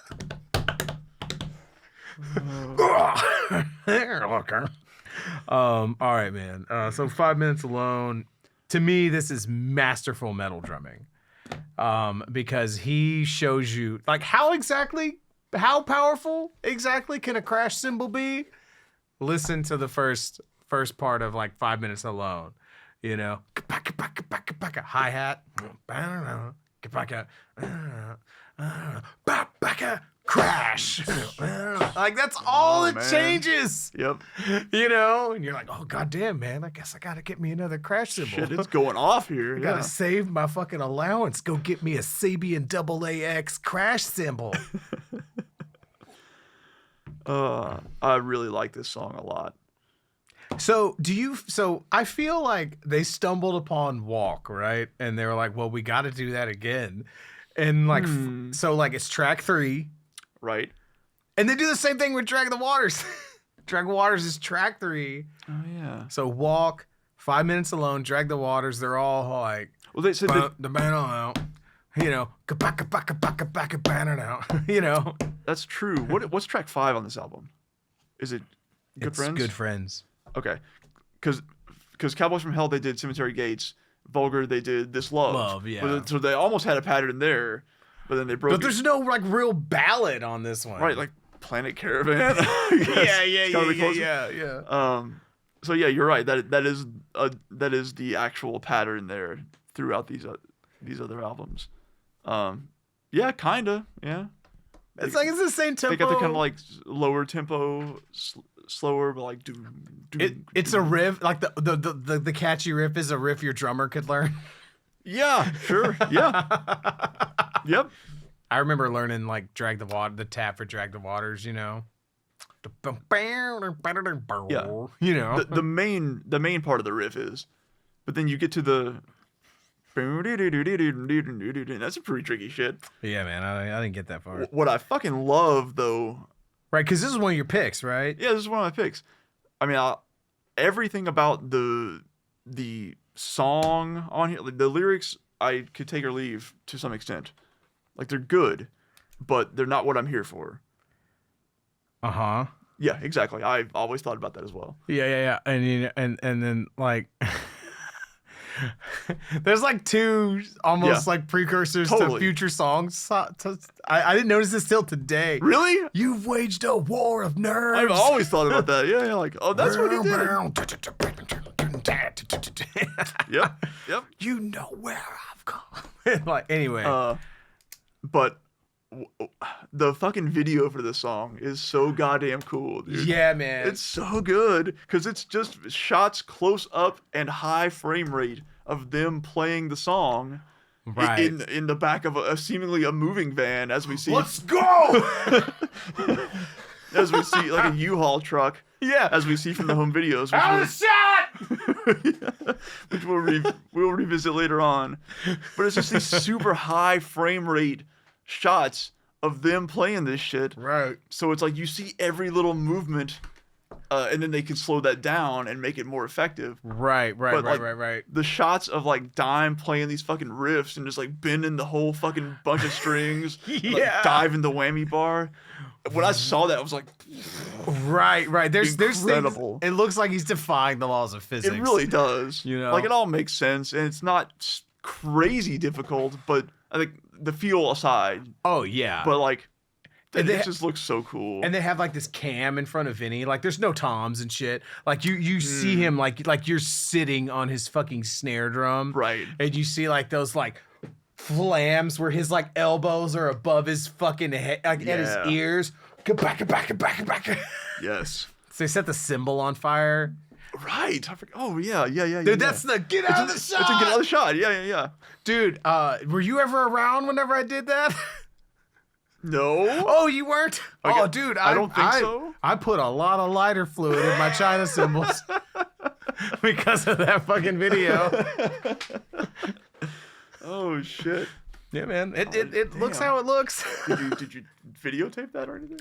No, man, because it was like fucking 1997. What was I gonna be? Fair enough. Oh shit! I forgot to charge the camcorder. Yeah. We ran out of physical videotapes. Yeah. Right. No, fair enough. Fair enough.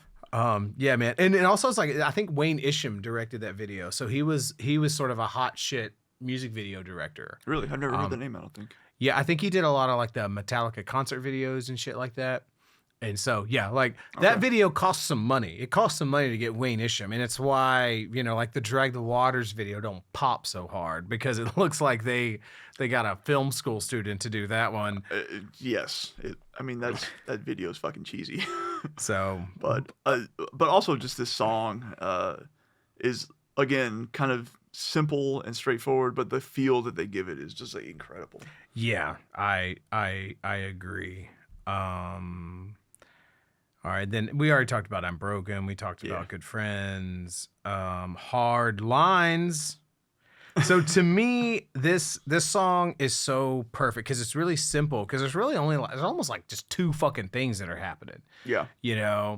But the two things feel so different. I don't feel like they should be in the same fucking song. Yeah. And the beginning of it and that vibe, and that's the vibe that the solo has and shit, is like this behind the beat. Yeah.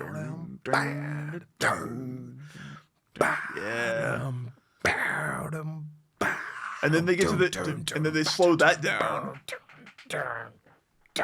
Oh yeah.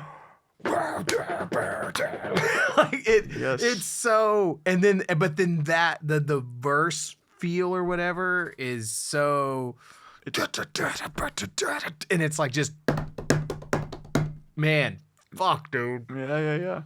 It just gets me, man, and it feels like this is one of those songs that, well, only Pantera can make this song feel right. Mostly because of like the intro, because that is just like it's so behind the beat, man. Yeah, it's already so like it feels like they're trudging through like sludge to get to that like verse. Yeah.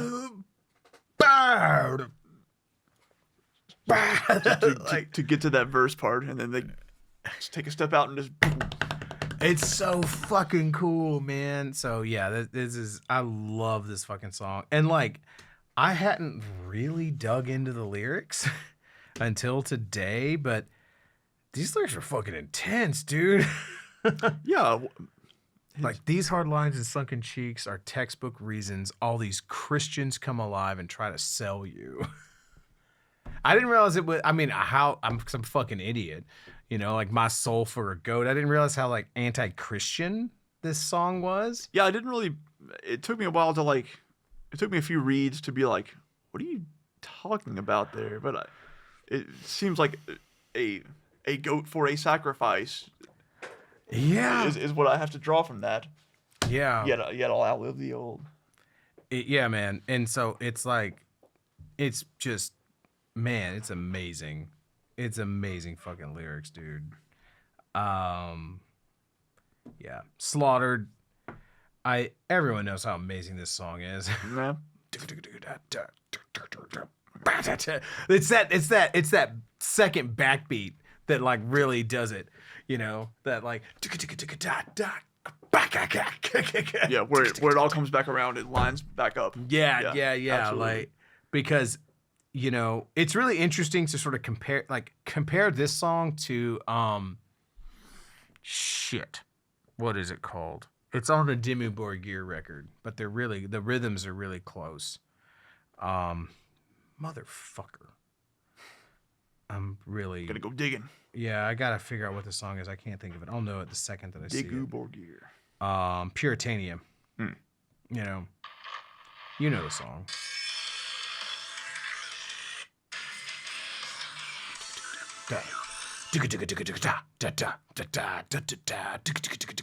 But it's very similar, like in like because I think it's like almost like but yeah, like it's interesting because they're close to the same tempo. but it's interesting how the phrasing, like the rhythm is close, but it's interesting how different they feel. Yeah, exactly. You know, because fucking Pantera is gonna Pantera, man.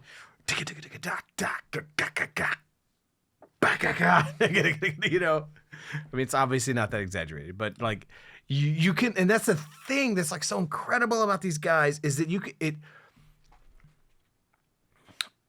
So like when you hear people playing like wind instruments, like saxophone, trumpet, and whatnot, there is a limit on their phrasing because they have to take a breath. That's not a limit that drummers, pianists, guitarists have. You could just keep fucking playing all the notes. Pantera is the only metal band that, as a band, you can feel them take breaths. I mean, if they're not the only ones, they certainly like have the best feel to make it feel good. I'll say it right now, Pantera is the best metal band at breathing. Take a good, healthy, deep breath. I say that passage. half the band's dead, and it's terrible. Well, we don't mean literally. But the way that they use space and phrasing, man, like and then still be just as heavy and as intense as they are, like no one does that. Well, I think that's part of like we were talking about earlier, like how they only do what needs to be done in service of the song, but in this case, it's like, and in many other cases, it's in service of how they want the song to feel, like the groove of the song, the impact that the feel is going to have on you. Right. Like, right. Because they could have played more shit there, but they didn't because it hit better this way. Right. And like that is the you know, they never betrayed the song.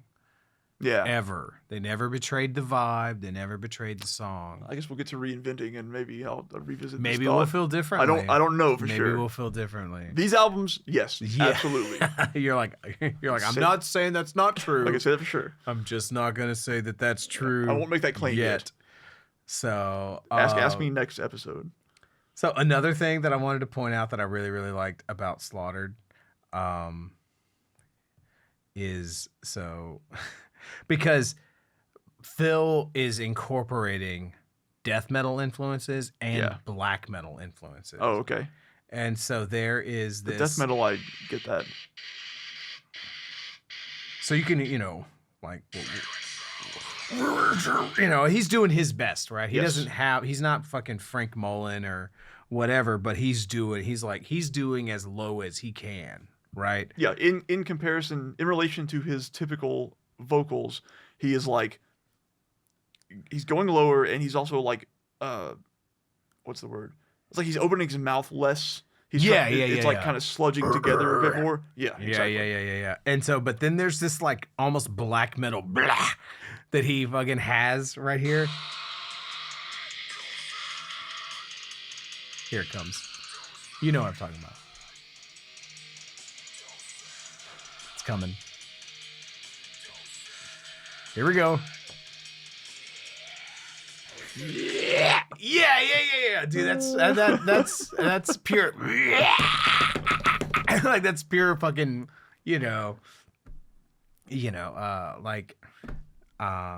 like Dark Throne fucking shit like that, So man, like, so we talked a little bit about his the change in his vocal style from Cowboys to Vulgar, right? And whether it was like, was that just his voice changing, or was that like a conscious choice on his part, or was it a combination of both? And I really would like to know the answer to that question. I really would like to know that, especially based on where he went from there. Right. Because you see photos of him repping like Dark Throne in like t-shirts and shit. So yeah, was it literally that he could not do that high shit anymore, and like this is the best that he can actually do? Right. In terms of that, or just Right? Or did he like decide like, nah, man, dude, fuck all that Halford shit. Yeah. Like Cannibal Corpse and Dark Throne Mayhem's where it's at. Yeah, I wonder. Satyricon, motherfuckers. Because if the answer is he couldn't do it anymore, like physically, then I wonder what this would have been like if he could have. I almost imagine it's a combination of both. Yeah. Because I think that's a big if, because we just don't know. Maybe he said somewhere. I don't know. Because I can imagine that the touring schedule that they were on and shit like that. And this is the thing, man. Like Phil was a pioneer, man. So it's hard to do. It's hard to sort of pioneer vocal techniques while not destroying your vocal cords. Sure. Like now people know how to make all the craziest sounds fucking safely. Right. Like you can go to Extreme Vocal Institute online and pay your monthly membership and get all the techniques that you need, Yeah. You couldn't do that 30 years ago. You just had to like, oh. Yeah, if you didn't know somebody who could instruct you how to do that, then you did what you could do as hard as you wanted to do it. Right.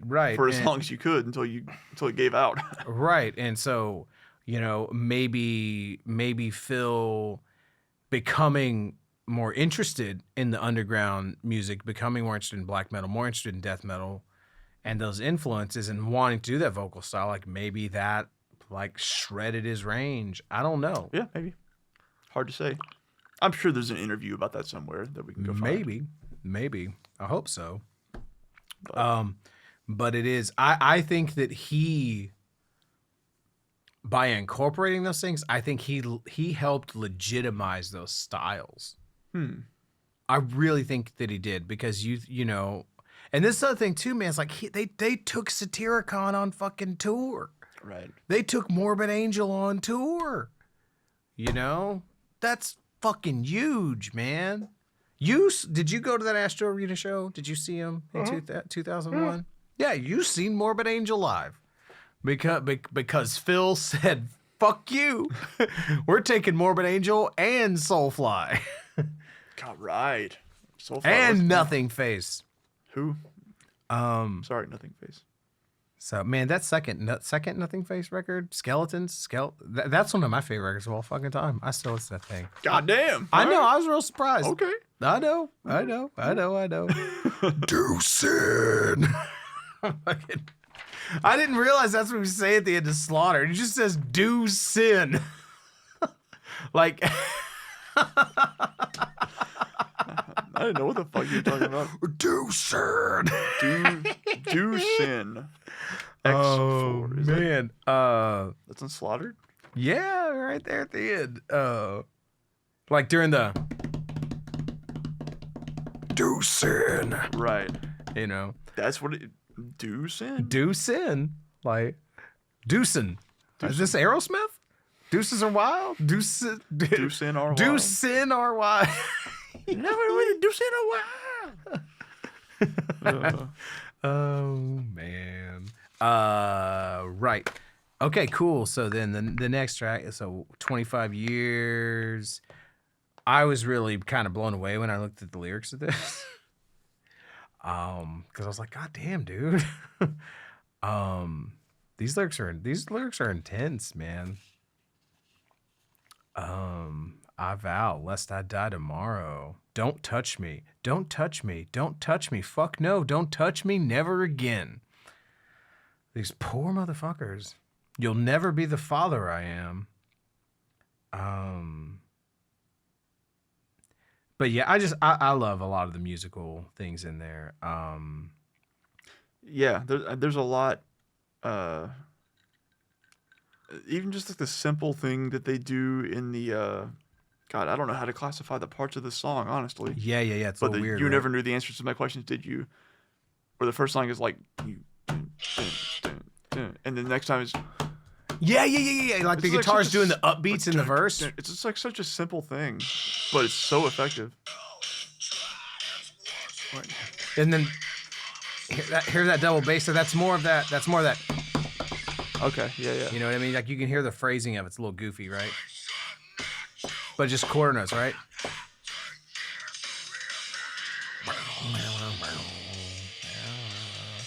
Tune in this week as Robert and Richard listen to shit on their phone. Well, it's not phrasing. Yeah. That's that Vinnie goofball technique. But then it does guitar on the upbeats. Right? It's like so fucking cool. It's, yeah. But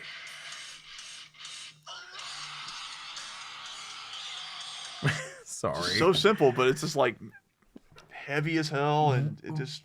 Well, in that they can like invert some shit like that, and it still be as heavy as it is. Yeah. Like it just shows how ingrained, you know what I mean, that their sense of time and their sense of chemistry with each other is. Yeah. Because normally, if you're playing with musicians who are not that comfortable with each other, and you know, you do that kind of shit on guitar or on drums, then you lose the rest of the band. Yeah, I'm sure a lot of the feel of all this shit came from them having played together their whole lives. Right. Yeah, and I was like, so some of the things I said about this, like, weird ass song. There's not really a chorus. Exactly. Yeah. Like, I don't know really what to call these parts of this song. Right. Actually. I love the double time. I think the reason that I chose to keep this one was because of like those bass drum licks that like, you know what I mean? Drummer shit, right? I actually forgot about the fucking ending of this song. But do the we're fucking you back. Yeah, I forgot that was in this song. Yeah. Yeah. Dude, anytime they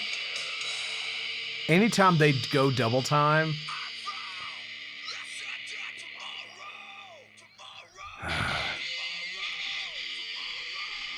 this is all, yeah, like if we just needed,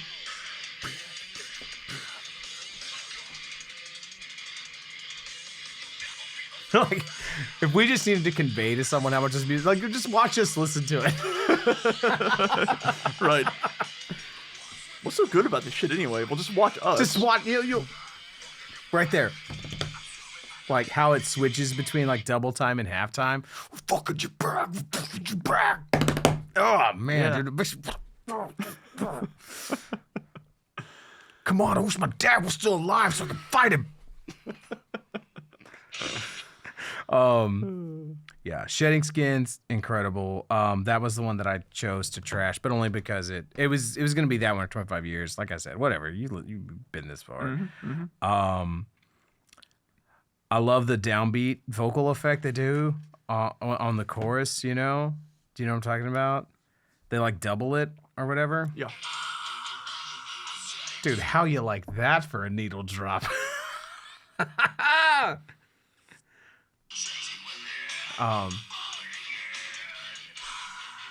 Yep.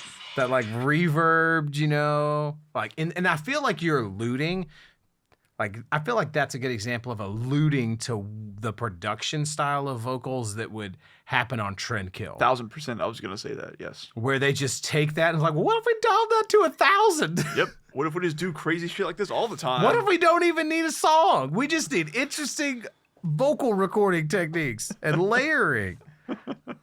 Yeah, absolutely, that is the case.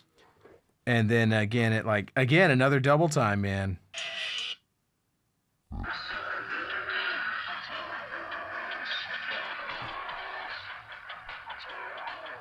Dude, I can't get enough of that. Anytime that you just, there's a Satyricon song on Nemesis Divina that does it. It's like called like Forecast or what, I don't know. They're Norwegian. Sure. I don't know. I believe you. But they just do that kind of like, they do that kind of thing, man, you know, where they just, and it just fucking gets me every fucking time, man. Simple but effective. Even more so when you do it and it feels good every time. So, but the lyrics on this one were way more interesting than I remember them being when I like actually dug into them. Because it's all this like metaphor of like having a part of yourself that you're fighting with and you're trying to leave that behind and shit. It's way more interesting than I had previously given it credit for. I thought it was more like Becoming or something, you know, oh, snake's eyes, shedding skin, you know, whatever. Just snake related. Yeah, roughly reptile related. But there's a lot more to chew on lyrically here. But then the last bit kind of alludes to what he would do with Trendkill, of this kind of just abstract, like almost like word association. Yeah. You know? Ornament, shrunken head, play toy, snake strike. Yeah, he's just saying words that feel the same to him.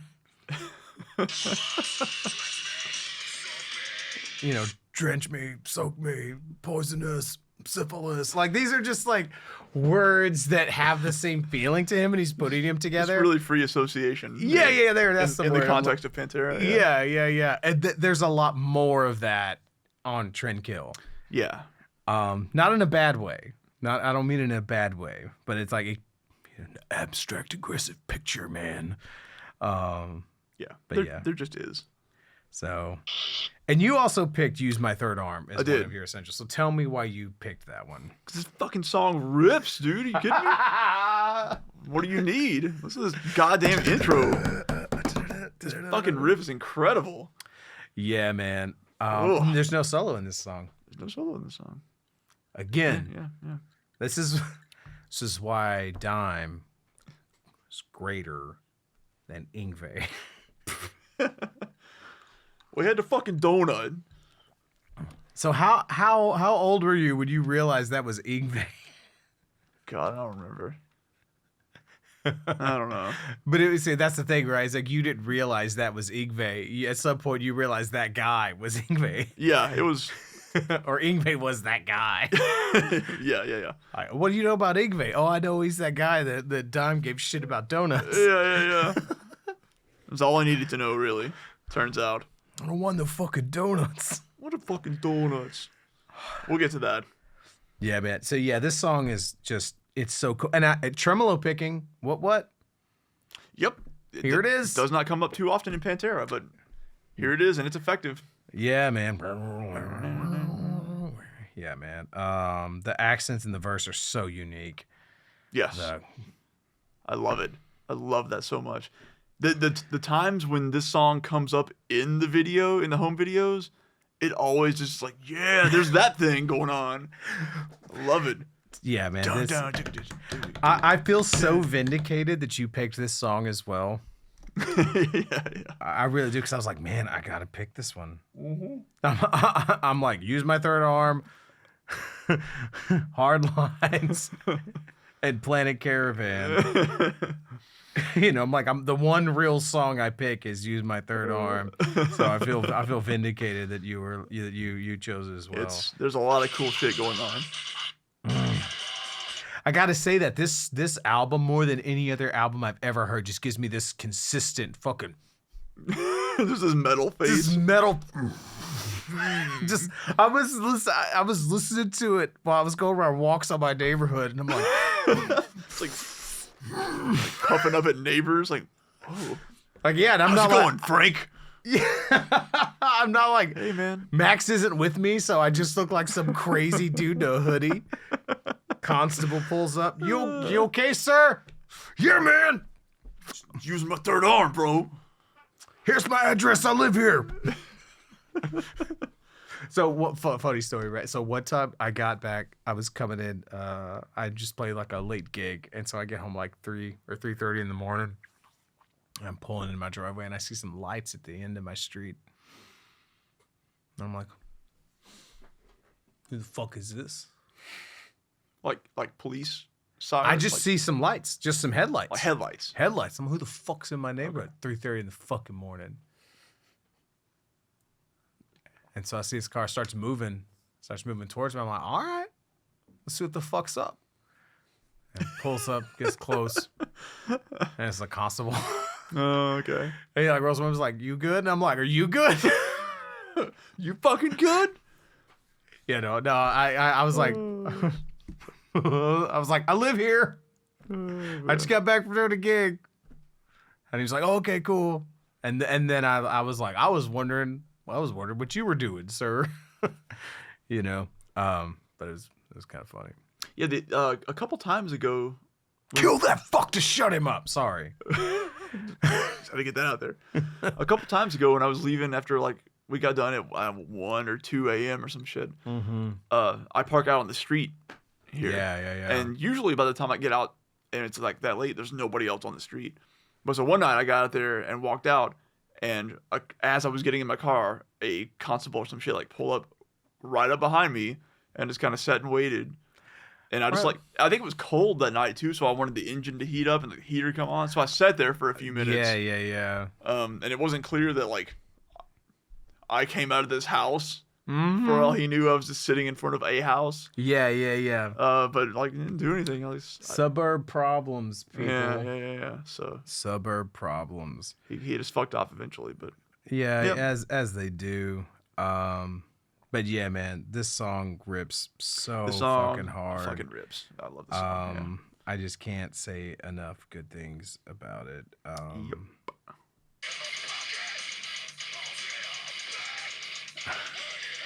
Yeah, those accents are so strange, but they work so well.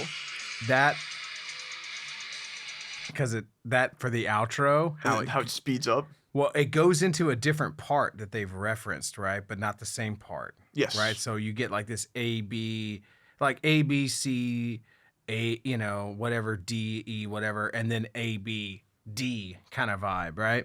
Anyway, it's just masterful songwriting. And the ending of this is my favorite ending to any song ever. How it just like falls apart. And then like, it just, oh my God. Yeah, anyway. Very good. Yeah. Throes Rejection's amazing. The outro becomes the outro to Becoming when they play it live, which is rad. Right. I was thinking earlier about where that came from. There it is. Yeah. Boom, boom, boom, boom. Yes. Planet Caravan makes the fucking album. It kind of does. Yeah, it kind of ties everything together, like in a strange way. It's so unlike everything else on here. Right. But yeah, I don't know. I don't even know what to say about like. There's the fucking Tony Iommi interview where it's like, so what like, or did they ask about this version or did they just ask about the song? I forget.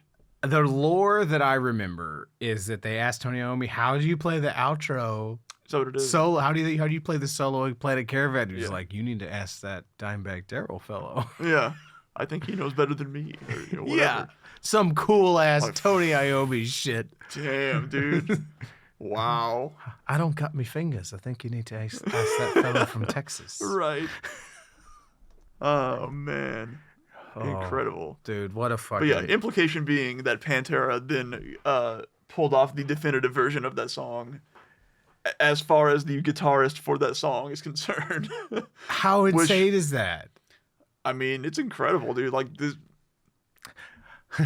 Yeah, Daryl, that's what we meant to play. Yeah. Oh, that's it. Like 30 years later.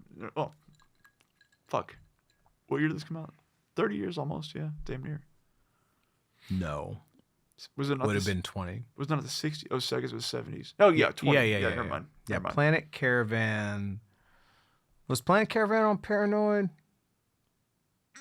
Or was it on... I should know this. I think it was on Paranoid. I'm a Black Sabbath fanatic. Which was 70? Yeah, that was 70. It might have been 69. Oh, boy. So maybe 25 years.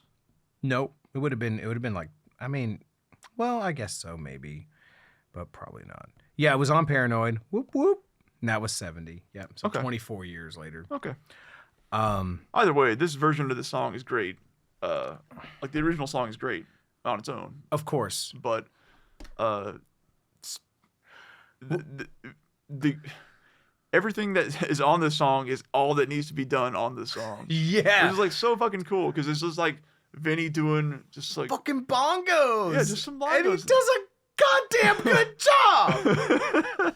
As someone who does a lot of percussion and has done a lot of percussion gigs, it's way different.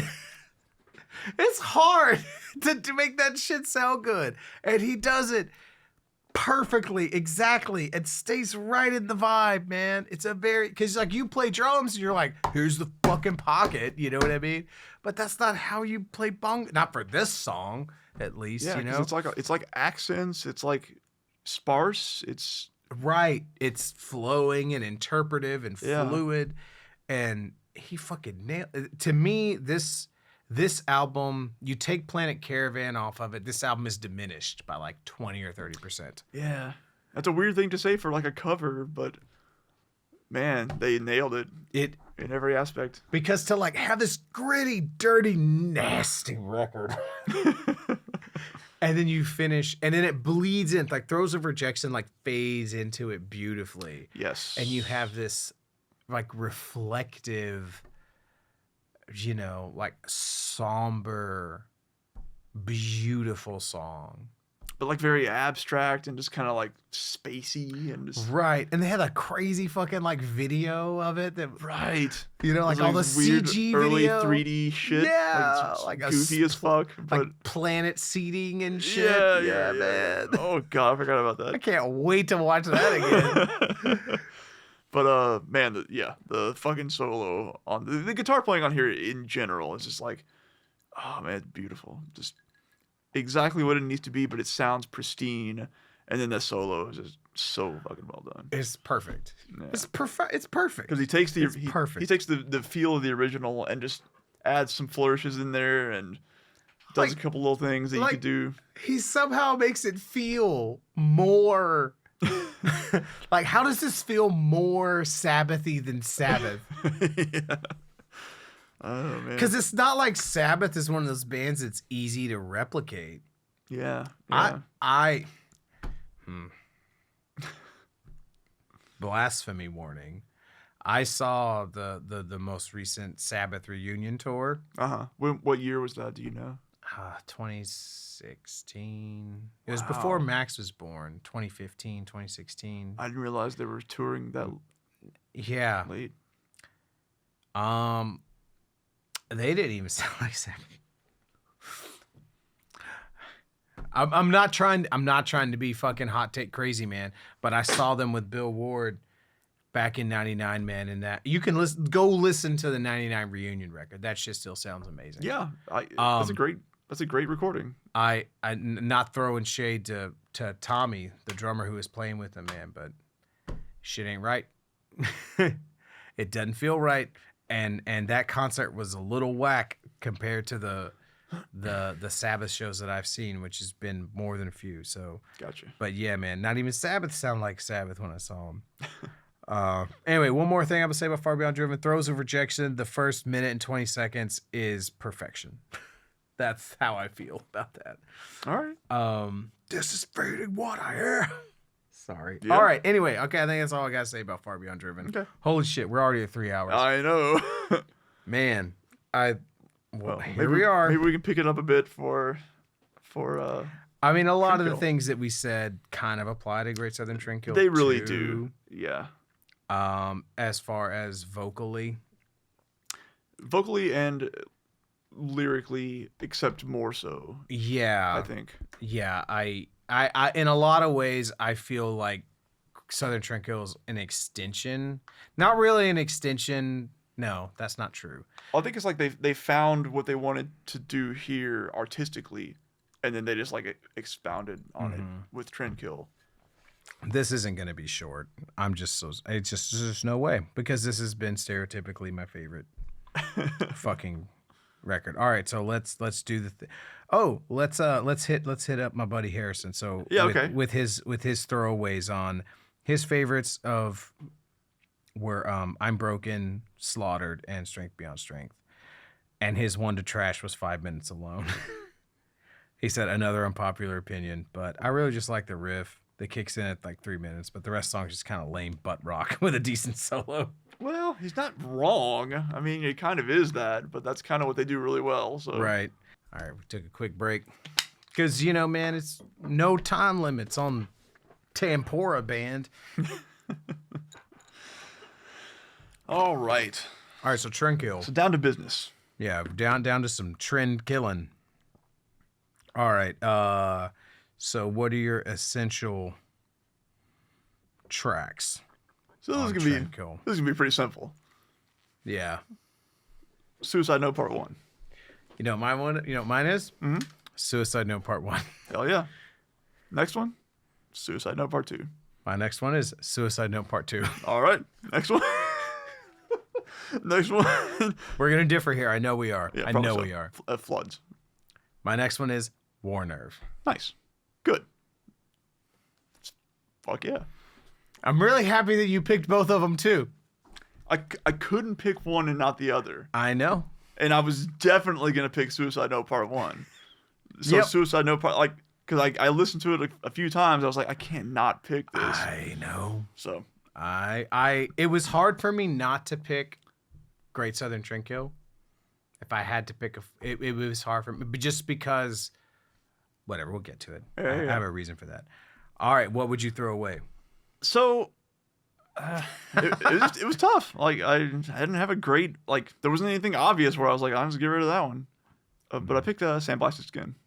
Solid. Yeah, so I really thought going into this, and if you'd asked me 2 days ago, I would have been like, it's going to be Living Through Me or Underground America. It's going to be one of those. Yeah. Underground was a potential for me as well. But today, after really sitting with everything and going through the lyrics and all that sort of stuff, there was a lot more kind of meat on the bone with, Living Through Me and Underground in America than I kind of had previously realized. So my trash track is 13 Steps to Nowhere. Huh. Wow. Which kind of bums me out because it's so interesting drumming wise. Yeah, exactly why I wouldn't expect it. Yeah. So, but lyrically, and it is a song overall, I feel like if you took that out, the record would still have all of the things that I love about it. I don't know if I agree with that. From a personal perspective, I think I really like that song on this album. Fair enough. As part of this album, I really, really like it too. So this has always been my favorite Pantera record to listen to. Yeah, is what I have always said. So re-listening to these, I think that has probably been solidified for me as well. I think I'm still there. It's really funny because on a first listen, I'm kind of like, yeah, I hear how these songs aren't as strong. I hear how these riffs don't quite connect as well. I hear how da-da-da-da-da-da-da-da. But if we go back to that criteria that I talk about, like songwriting, production, technicality, performances, lyrics, vibe. Longtime listeners of the podcast will understand that I am a huge proponent of vibe to an album. This record has the vibe turned up to 13, if you will. It could be 10. It could be 10s. But it either could also 10s or 13. So I actually... Just a veritable deluge. Perhaps one could say a flood of vibe. I can't believe you have the war nerve to say something like that. So I thought you were going to pick for your trash track 10s. Interestingly enough, let's consult the Harrison.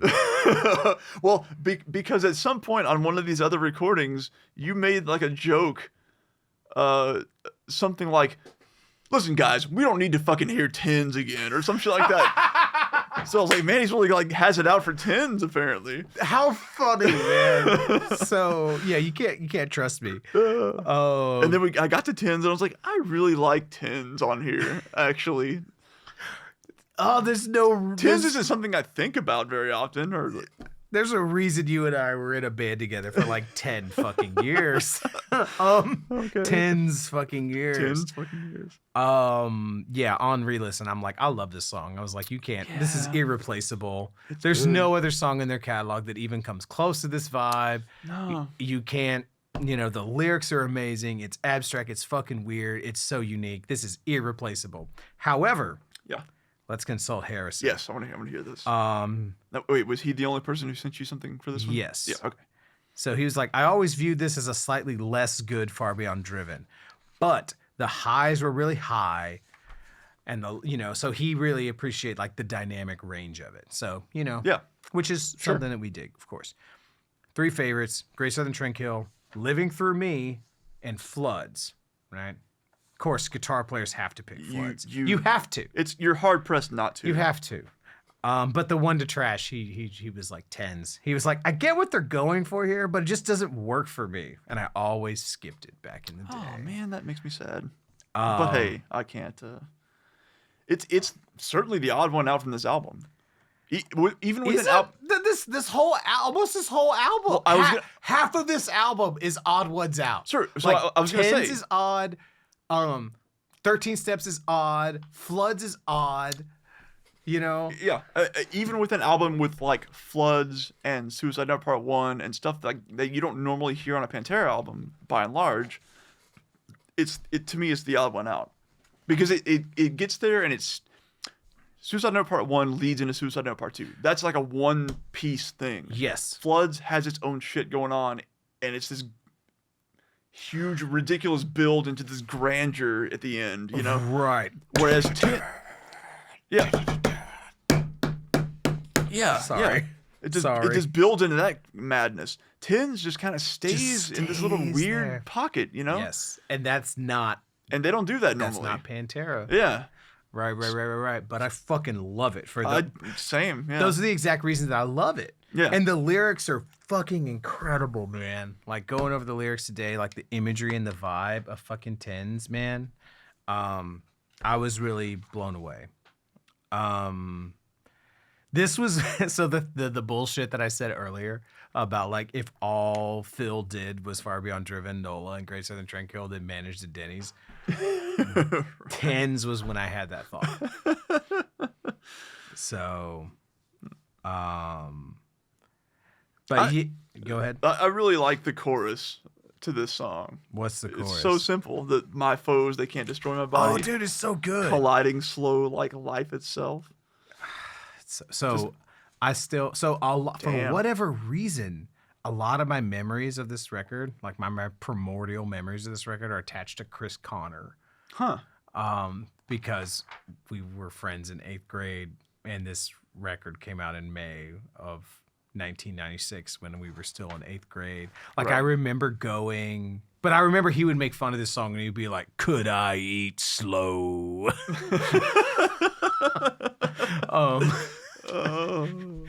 I mean, it does sound that way. I can hear it. And but I remember going and buying this record. This actual case, probably. Honestly, I mean, yeah. Look at that thing. That thing's fucked. I mean, here's the test. Does the copyright say like BMG or Columbia House or some shit? No, man. I bought this at Sam. Because if not, that you're probably right. I went in. This was maybe one of the first records that I went and bought the day that it came out. Nice.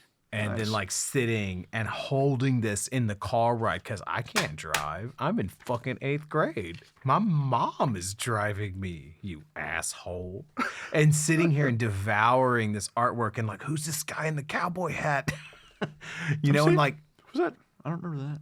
And like, man, Phil's handwriting is shit, but this makes me feel things. Who's the guy in the cowboy hat? I don't know, man. It's just like some overexposed, like Oliver Stone looking Natural Born Killers vibe shit. Okay, gotcha. Isn't the paper in here like?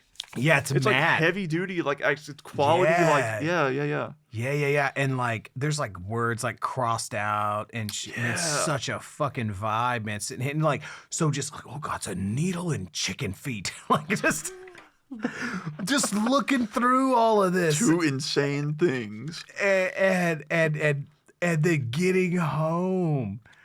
And like getting back to my room, like my mom doesn't even kill the engine and I'm out the door. into the house, like just me and Chris. We put the fucking You put it in, and you hear the great Southern Trendkill. And I'm on it's a boom box, and the speakers are right at eye level because the shit's on a shelf. And we hit play, and you hear Phil breathe and yell at you. You hear that inhale. My God, yes. Changed my life. I was a different person. In a moment, I was a different person after that. And then 2 months later, I went to my first concert ever, which was these guys in White Zombie playing. Fuck. And I went and looked up the set list because in my memory, I'm like, they played this whole fucking album. Right. They did not. I mean, I didn't think they played the whole album, but I remember them playing more off of it than they actually did. For whatever reason, but they opened with Suicide Note part, like they played Suicide Note Part 1 through the PA. Wow. Okay. And then, and the curtain drops, dude. Dude, that's what happens on the videos too. Dude, because what they fucking did. Yeah. And nice.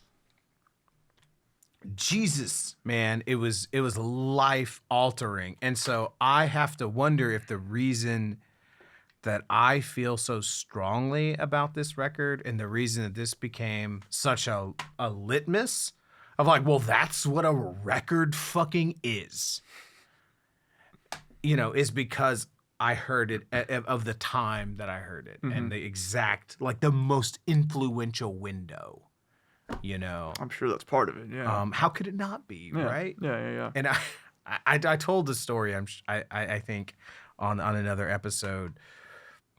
But I remember seeing that concert, and I remember like Phil's like such a charismatic frontman and shit like that, like in the middle of it, I mean, it was nice because he wasn't stopping the show to talk about like how he was mad that black people were talking or whatever. It's an improvement, yeah. Instead, he was mad at the latest Metallica record, which had come out a month after this. So Load? Or? Yeah, Load. Load came out in June of 96. 96, yeah. No. And so he's like, y'all are goddamn lucky to have a band like Pantera that's gonna make a fucking trend-killing heavy metal record and not some of that bullshit like fucking Load. And let me like these motherfuckers. Now let me see the fans in here that hate fucking Load. I don't know if he said that last part, but I know because I loved that record.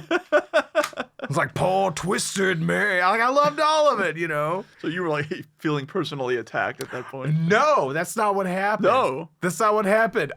He said that you're lucky to have a band like Pantera that's not going to make some son of a bitch and trendy record like Load. And the whole arena went, yeah, and I was like, oh my God, I do hate that record. Okay, yeah, right. I was instantly transformed by the charisma of Phil and lionized by the roar of the arena. It's like, well, clearly I hate Load.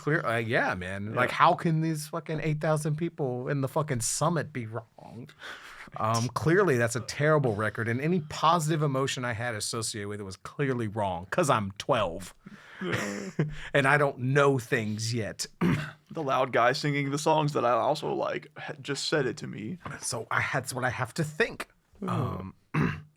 So yeah, this record is, man, the vibe is just turned up. Yep. Like we said. 1000%.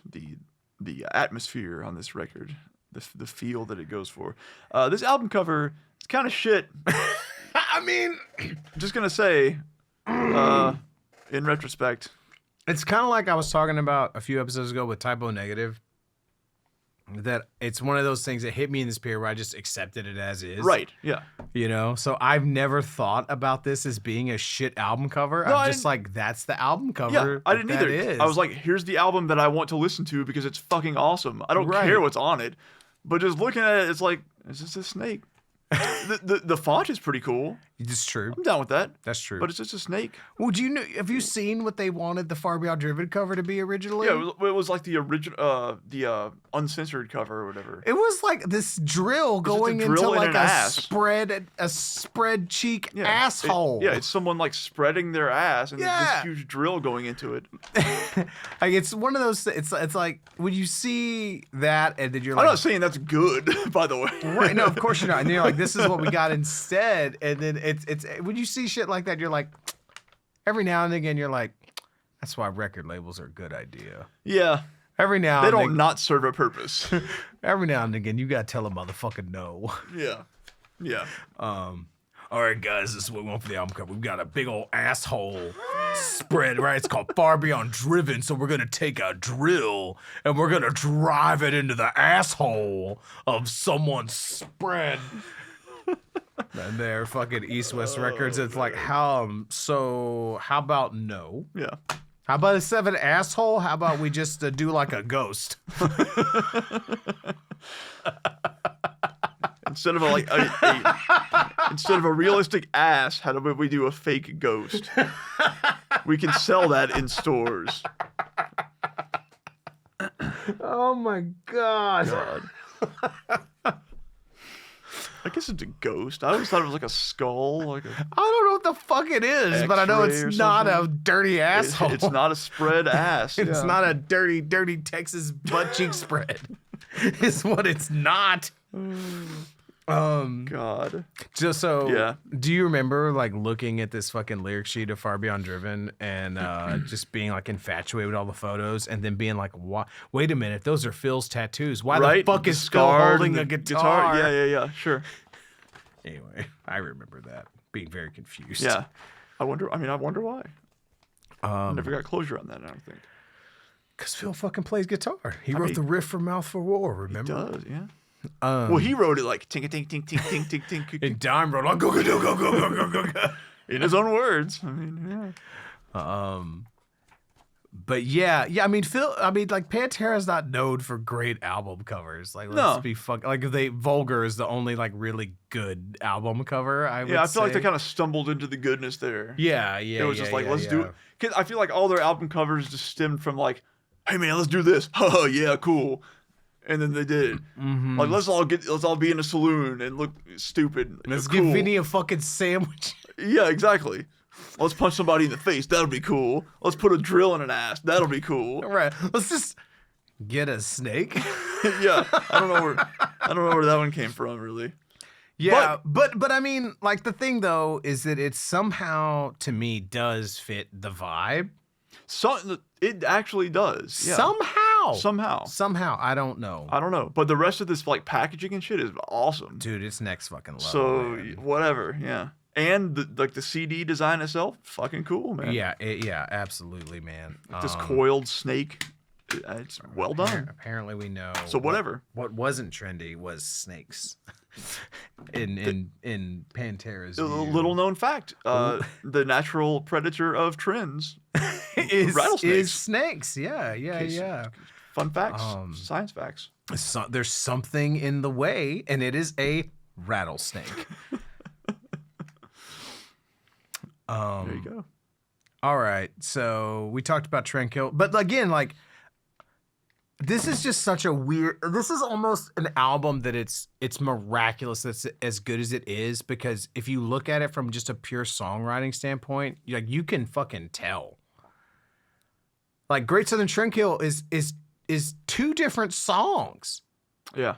It's like the first half is one song. This is crazy fucking like, whatever the fuck that is. And then the second half is like this just groovy fucking like guitar lead motherfucker. Yep. And you can totally tell. You know what I mean? Like it's like, oh, we'll just put these together. All right. Yeah.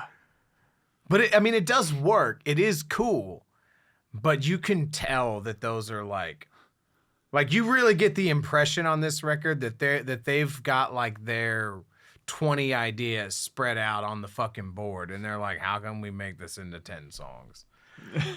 Yeah. I've got this really cool idea for this, and I've got this cool idea for this, and da-da-da-da-da-da-da-da-da. But somehow all of it comes together and it maintains the vibe. Yeah.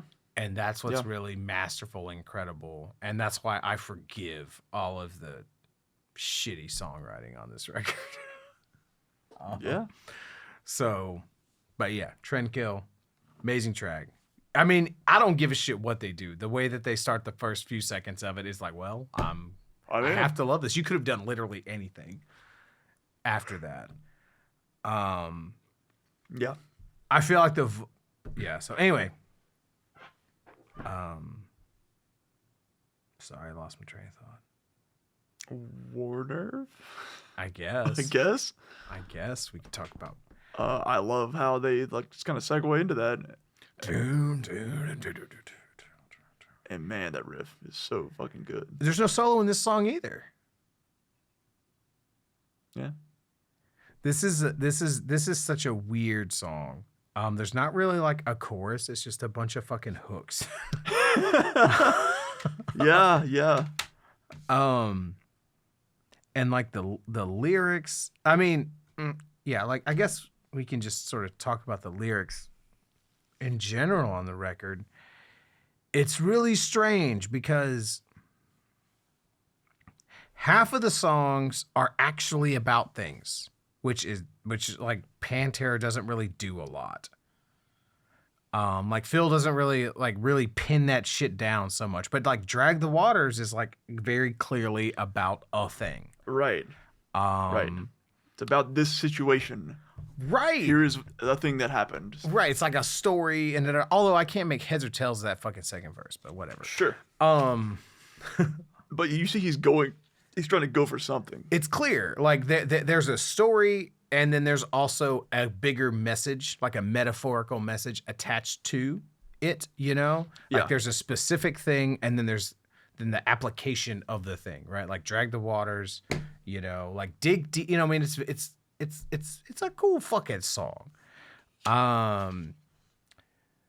You know, yeah, it's kind of goofy, but I like it a lot. Right. Yeah. And so, but like half of the record, or a little less than half of the record, is like, yeah, trends suck. And so, on the surface, before I really read all the lyrics today, I was like, man, like this is a bunch of like triggered white man shit. Mm-hmm. And I was like, oh man, yeah, like no one could possibly actually like Nirvana. It's only because they're told to like Nirvana. No one actually has legitimate emotion. No one can actually like a thing that you don't like, Phil. You're so fucking mad that people like things that you don't like. It can't actually be that it's good and you just don't get it. It's a fucking conspiracy. Mm-hmm. You know, it's all about lesbian loving and hair in the mix, right? Sorry, right? But after like really digging in and really reading and chewing all the lyrics, I think that his approach on this is not. I don't think it's that surface. I think that maybe it's not really geared toward. Like I don't think that he's like. And I think this is a difficult thing that really contextualized for us, or really for anyone who wasn't a musician who wasn't a metal musician on a label in like fucking 1992 or 3. Because I don't really think that he's mad at alternative music. I think that he's mad at business people chasing the money and people who are chasing the trends. Like not really mad at who is setting the trends, but who is chasing the trends. Right. You know what I'm saying? And so, because what happened... The people who enable it, basically. Well, like, because what happened in 92 was, you know, Nirvana and Nevermind, and that changed absolutely fucking everything, right? But also, the trickle-down effect of that was, well, you know, we're not going to give any money to any metal bands anymore. Right. And so, like, the people who were listening to Cannibal Corpse didn't stop, or Suffocation or Malevolent Creation or Obituary or whatever, didn't say like, oh, well, yeah, what I was really looking for was Nirvana. Like, that's not what happened. But still, those bands all of a sudden got less funding. They got less tour support.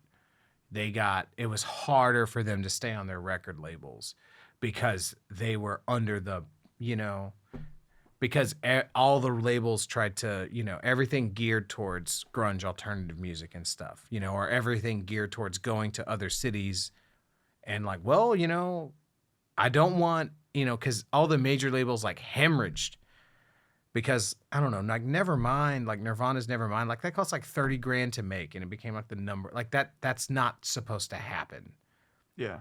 It's not supposed to happen that an album that cost that little at the time was the biggest fucking album ever, And so record labels panicked and they went to all these cities and they're like, we'll just sign fucking everybody.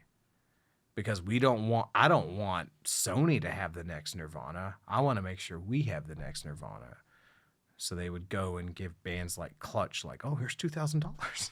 Right. And they're like, that's more money than we've ever seen in our fucking life. I got to hang out with JP, the drummer, once. And so that was that was the story he told me. I believe it. It's crazy, right? And so, just to sort of like, so I maybe if I give Phil the benefit of the doubt, like he's not mad that, he's sort of expressing like an anger and a frustration that, the livelihoods of all these underground musicians that he loves and respects and is inspired by is jeopardized because, everything's been taken away because of this, like, oh, well, shit, I guess that's what everyone's doing now, so. Yeah. And that's not, it's interesting because that isn't like, it's not something that's unique to that time period. Like that's happened many times in music. Like that's just the way that works. I almost have to feel, like that's just a good way to. Not that diminishes that opinion or anything like that. Yeah, no. But I do wonder if there were.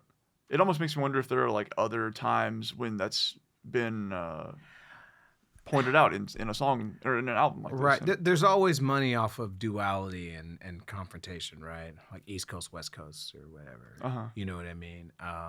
There's always competition, right? There's always money off of competition, right? Nirvana versus Pearl Jam, right?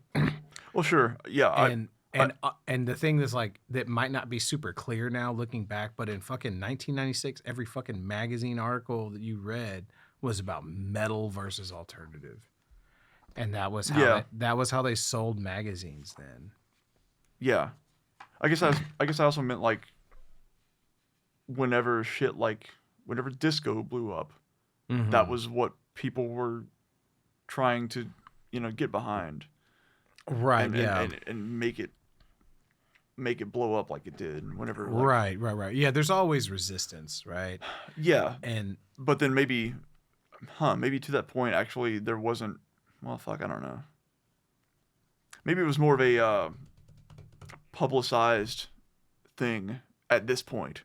Right. Like you're saying, like with the magazine covers, and there was more emphasis placed on that right. competition. I am almost forgetting it at this point because it seems so distant and it seems so silly and so trite. And I'm like, yeah, man, fucking Nirvana's amazing. Pearl Jam's amazing. Soundgarden's amazing. But at the time, you didn't. I mean, shit. You felt like you even had to pick between Nirvana and Pearl Jam at the time. Yeah. Yeah. I wouldn't even have thought about that whole thing until you just said that. But even magazines like Guitar World, which you would kind of expect to be a bit more objective, like music is fucking awesome. Here's how to play it. They definitely did some of that shit too. Yeah. So yeah, it was so much a part of the climate, and I almost feel like, though it wasn't perfect, but how could it be perfect? Because I mean, I fucking Phil was born in like 68. He's like not even 30. He's not even 30 when he's fucking making this goddamn record. Okay? And of course he's not going to like eloquently like take the music and music press to task, But yeah, if I give him the benefit of the doubt, that's sort of because it's like if you just on the surface, it's like, oh man, you're a fucking triggered white dude. What the fuck? But if you dig deeper, it's like, okay, maybe there's something more subtle here. And so, but yeah, like half the record, or a little less than half the record is like, trends suck. And the other half of the record is like, man, it really sucks to be addicted to drugs. Yeah. You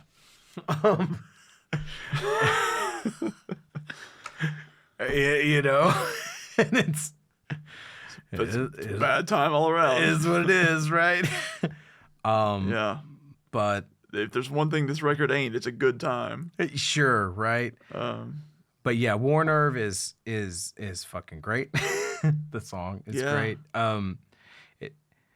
I think that also just lyrically or vocally, right? If we talk about the vocal performance on this record, this is somehow he made a quantum leap from Vulgar to Far Beyond Driven, and somehow he made another quantum leap because the layering that they do on this record, the production that happens here is like somehow they figured out how to do production, because before it felt like they just like, here's Pantera, like Vulgar was like, here's what Pantera sounds like raw. Yeah. And then they said, here's what Pantera sounds like produced. And then they said, let's actually do something with that production on this one. Right, the production is used as an instrument almost. Exactly. You know, it like has an actual part in the song structure and feel and all that stuff. Yeah. Right. And I think that he did the vocals at like Nothing Studios in New Orleans or some shit like that. I think he did like Trent Reznor's studio. Okay. And shit like that. And so the layering of the vocals on this, they're so fucking effective. And there's so many. There's so much. Yeah. There's so much layering and so many different things that he's doing, and it somehow works, and it doesn't feel busy and stupid. Yeah. And that's so mind-boggling to me. Like a lot of times, I feel like it feeds into the feel that they're going for. Yeah. Or it's like this sort of, God, how do you even say that? Like racking your own mind to like get something out, or to think through something, or whatever. And it's essential to the songs or the vibe of the record. Like if you, because that's the thing about like Far Beyond Driven or what, it's like, I'm going to just give that motherfucker a fucking SM58 and let him do his shit. And it's like, all right, there it goes. You know, that's fine. But the texture is essential on these songs. Yes. And you can look back at fucking Good Friends and draw a direct line. Extrapolate, right? Yep, totally. Well, and also, I think the missing piece is the Down record. Sure. Yeah. Because there's like the singing that he did on Cowboys from Hell, right? And then there's this, but he doesn't really sing like that so much on, certainly not on Far Beyond. Kind of a little bit's left on Vulgar, but not really. Yeah. He doesn't sing like, there's not really any like croony-ish fucking things on Far Beyond, not much. You know, I mean, aside from Planet Caravan, right?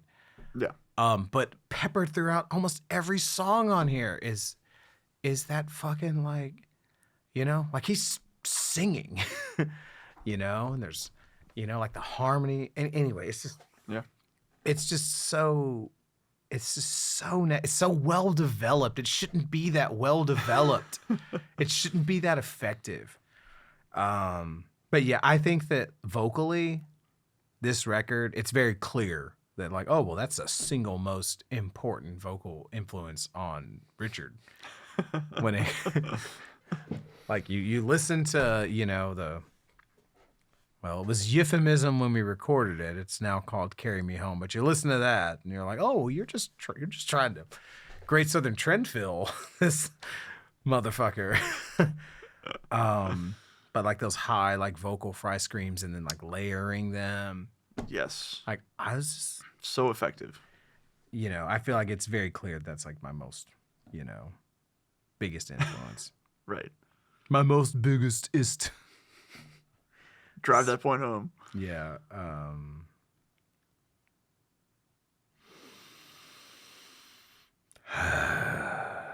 So You need to talk now. I am like looking at these War Nerve lyrics, and I just got to this part where it's like, hate mail is not read. In jail instead. Hate. Yeah, some of these on paper don't really hold much. Right. They're just kind of goofy. The vibe of these songs carries a lot of the load. Right. I mean, listen, you can do that with any lyrics. But you have like the beginning, like, fuck the world for all it's worth, every inch of planet Earth. Fuck myself, don't leave me out. Don't get inside, don't corner me. What? Yep. Dude. Bro. Like, bro, I ain't fucking with that. Can't fuck with that. And it's just screaming hate at the end. Yeah. It's so, oh man, wow. Anyway. Yeah. We talked about Drag the Waters a little bit. Yeah, weird song. Again, they do a double time thing at 3:38 that I fucking love. Yes, dude. Dude,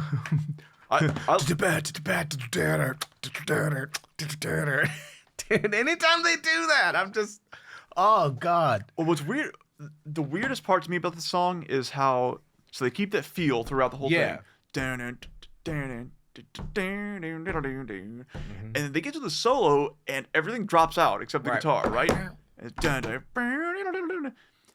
And then when everything comes back in, it has like a different feel to it, but it's the same feel. Does that make sense? It's a really good observation. Because it's, I don't know if it's I think it's the exact same thing, like rhythm wise, but it feels more sparse or something because it's yeah. But instead maybe it's just because the guitar's gone now. It feels so different. Sure. But it has a very distinctly different feel. That song is, I feel like that song is almost, it's almost sort of like this weird hybrid between like Walk and I'm Broken in a weird way, where it's like on the surface this is really straightforward, but if I actually tried to play this, there's some shit in here. Yeah. You know, and I mean, and it might not necessarily be like in the actual sort of, because like I'm Broken becomes very clear why that's difficult. Yeah. But on this one, like, the way that it's put together is really weird. Like, it feels like the chorus happens like 7 times. It really does, yeah. But you're never like mad about it. You're never bored somehow. It just, you know. No, because it's fucking cool. Right. Yeah. It's really strange. It's hard to articulate. I don't know what is strange about it, but it's strange. So, like, what does it mean to drag the waters? Like, drag waters, like, for a body? Yes. Is that what they're going for? Yeah, that's it. Like, look deeper, you know. Okay. Like, look a little deeper in you. Right. In you. Because, like, to me, like, seeing the title Drag the Waters, it immediately brings to mind, like, pulling something through water behind your boat or whatever. Yeah. And that gives me, like, a really, like, it takes a lot of effort and it's slow and you're, like, fighting against it the whole time. And that is what this song feels like. Okay, right on. It's like all, you know what I'm saying? Like, it feels really slow and kind of plodding. And yeah. It all works. It all works for that reason. But then they get to those choruses and it's what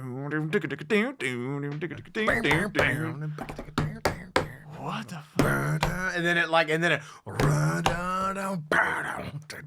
into it, yeah. Yeah, man, it's a trip. Yeah, weird. So we kind of talked about tens already. Yeah. Sorry, I'm way deep into Blacktooth Grins at this point, so it is what it is. You're here for it. 13 Steps to Nowhere. Talked about that a little bit. 13 steps. Musically, I think this song is cool as shit. Hell yes. I was like, when I look at the lyrics, I was like, you know, doomed to use the slang outbreak of drug roulette, and I'm like, Is that? Yeah. I was like, oh man, it could be read that you're mad about people using slang and doing drugs, but you're like actively addicted to horse, dude. Like, what do you mean you're mad? What are you what? But then also the whole intention of this song is like this like opposites thing and trying, you know what I mean? So anyway, I'm not mad. I'm not gonna like dig too much into it, but Yeah. you know, the black skin riddled in lead, and it's like, oh man, what are you talking about, dude? Yeah. So, but lyrics aside, there's some really cool ass musical hooks. The drumming, and I feel like Vinnie really carries a lot of this record. Yeah, I'd agree with that. Um, This song specifically, for sure. because so much of the guitar, like it feels like this is like primo weird ball nut job dime territory, and so like it feels like Vinnie is like really holding it down. Yeah, that's fair to say. That is very fair to say. but musically it's a cool fucking song, and then like the effects that Yeah. I didn't know until today. I was today years old that like apparently the chorus of this song is whores. Exactly. That's what I was just looking at here. That's what's happening here. Does it say that in here in the fucking like actual lyric sheet? Hold on. Fact Oh check. yeah, it's in there. Just right there. Because I was reading through this in my mind, I was like, where does he say whores? Where does he just say whores? Multiple times. And yeah, okay. I guess so. Whores. Kind of like under his breath, I guess. Right. All right, sure. Okay. Yep. Here we are. The mission statement of the fucking record. The crown jewel, the Suicide centerpiece, the note. cornerstone. Yep. Suicide Note Part 1 and 2. Let's All just say, I guess. Go. You go. Nico, You go. I mean, like you said, this is just kind of what you're here for in a way. Like, this is the vibe of this album, like distilled down into these two songs right in a row. Right. Like, That's just so perfect, man. This Like is- of course you and I were in a fucking band for 10 years together. But it's like, what are your top two essential tracks from this record? It's like, well, Suicide Note Part 1 and Part 2. and Part 2. Because you kind of can't have one without the other, really. Really can't. Like, like one is, if you were gonna force me to pick one thing, it's Part 1. But like, so unique, right? it's just so fucking, and it's so out of character for Pantera for one. But they just destroy it. Right. There's literally no drums.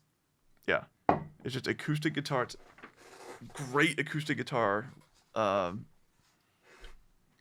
that fucking riff is so good. And then the vocal production on here again too Right. is just like spectacular. There's not the doubling that they do is like sparse, but it's so effective. It's what you remember from this. Yeah. Because it breaks away. It's like they layer that on. It's a damn shame. It's so good. But Yeah. it's just like it's at once like hopeless and hopeful in a weird way. Yeah. If only because it's not necessarily a good thing, I guess. Maybe hopeful isn't the right word, but you come out of this into Suicide Note Part 2, and it feels like, man, this felt fucking horrible, and here's what I think about that. You know what I mean? I mean, it's the duality of depression and action. Yeah.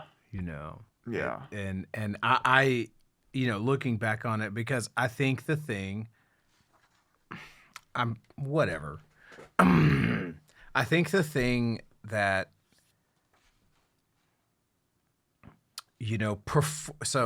performative masculinity is what is toxic masculinity, right? Mm-hmm. And I feel like in so much of Phil's lyrics, the reason that I can handle Far Beyond Driven and Trendkill is because I feel like he is just, like on the, like just grabbed the vein of it, and he is wrestling with these concepts as best that he can, right? Because this is a song called Suicide Note. Okay? It's called Suicide Note. And what is the fucking chorus? Look at me now. Can you tell I'm a man? Because that's got to be the most important thing. Mm-hmm. If I'm not a man, then I might as well kill myself. You know? Look at these scars on my wrist to prove I'll try again. The fuck was that? I don't know. Oh, it's made my glasses. I don't know. We're recording. I don't. It's everything's still recording. So Everything's still good. But it's just like subconsciously, or I mean, you know what I mean. You know what I mean? Like because I mean, like, yeah, Phil's not fucking like, well, you know, the patriarchy is really a big problem, and toxic masculinity and performative masculinity is really an issue, and even if you don't do these things that traditionally track as masculine, you still have a right to exist. Like, that's not the language that he's fucking throwing at this stuff, but he's still managed to boil it down. That what is the most essential thing? Can you tell I'm a man? Yeah. And that's why I respect his intuition, I guess, as a lyricist so much, because it's really deeply insightful and intense and ugly. You know? Intuition is probably the best word for that, yeah. It seems like it comes from less of an analytical place and more of just like, here is how I perceive things to be, like, here's how I feel about it, and here's how I can get it out there. Right, but he like hits it like right on the fucking head. Yeah. And that's what makes, honestly, that's what makes like the things that he expresses that are racist, that are so disturbing, because it's expressing that aspect of all of us, as like regular ass fucking white dudes that are also, you know, these racist ideas that we all have, that we have to actively work to get rid of, you know? And he's, you know, just, so it's, you know, regardless of that, but yeah, I don't know, like, that's just a really powerful thing to me, because I mean, I remember how I felt hearing those lyrics when I mean, you know, my whole fucking life, you know, they always would punch me in the gut, you know? Yeah. So also, this is kind of interesting. Where's the regress? Where's it at? The regress? The line regress. You have your, is this it? Is this Suicide Number 1? Part 1 up here. All right, hold on. Very beginning of it on the very bottom. All right, okay. How smart are you to regress? Oh, yes. Right, of course. I was today years old when I thought that was regress. I thought it was, how smart are you to read this? Because it's a note. I mean, fair enough. Yeah, okay. Yeah. I was, you know, Mother's Angel getting smarter. How smart are you to read this? Suicide Note. So yeah, kind of funny, right? Anyway, yeah, man. And then, you know, you go into part 2. Go into right? part 2, and it's just, yeah. And some more of the vocal production on here is just like,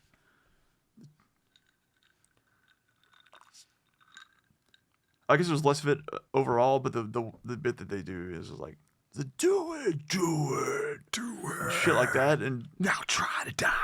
Some really effective. Like they kind of know when to bust that out. Descending down. Dude, yeah, man. I didn't know it was graves descending down. Yeah, right. I feel like this was such a huge influence on me lyrically for like a song like Only an Ending. It's basically lyrically the All Severed song Only an Ending is my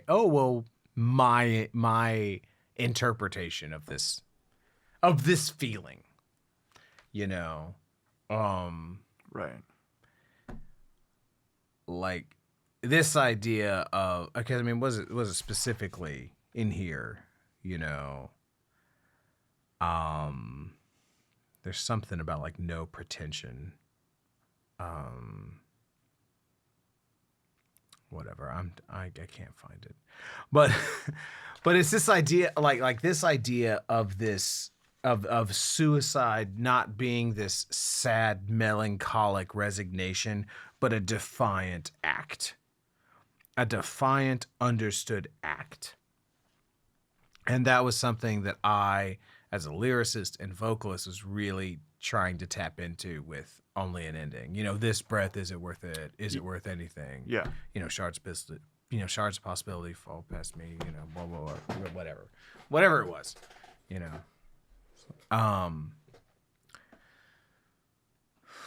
What is it? The lyrics.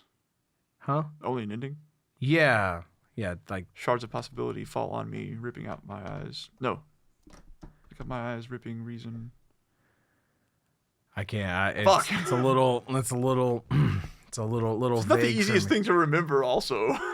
Well, yeah, man, because it's like it's in 6, but I'm like singing over the bar line. It's weird. Yeah. Because now I'm just like, okay, well, what's the rhythm? Well, fuck, that doesn't match up with the lyrics. Right? Yeah, like shit. Never mind. like you know, in my blood, see my sin, take my sin, you know, take my this, whatever. Wow, I'm just embarrassing myself.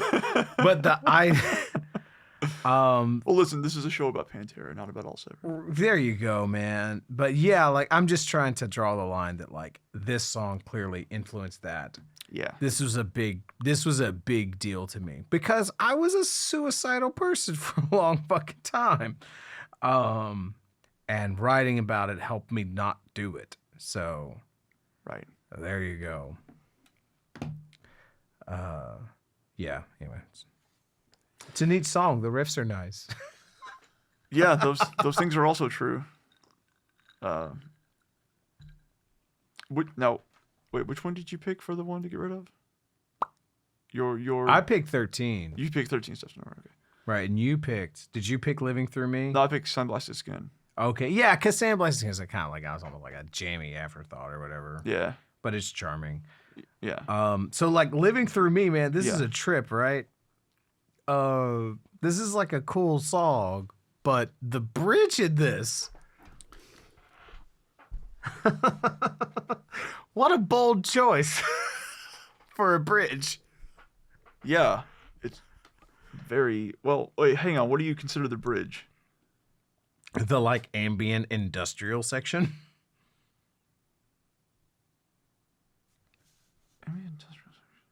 Here we go.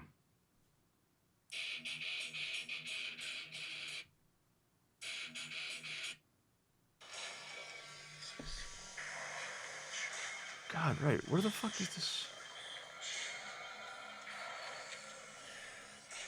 Yeah, so like... Right. So like... Yeah. This is a weird song, right? God damn. So it's a trip. It's a trip. This is weird, right? Because the bridge... I imagine it like this, like, hey, Vince... I'm always imagine Vince as the buck where the buck stops with Pantera.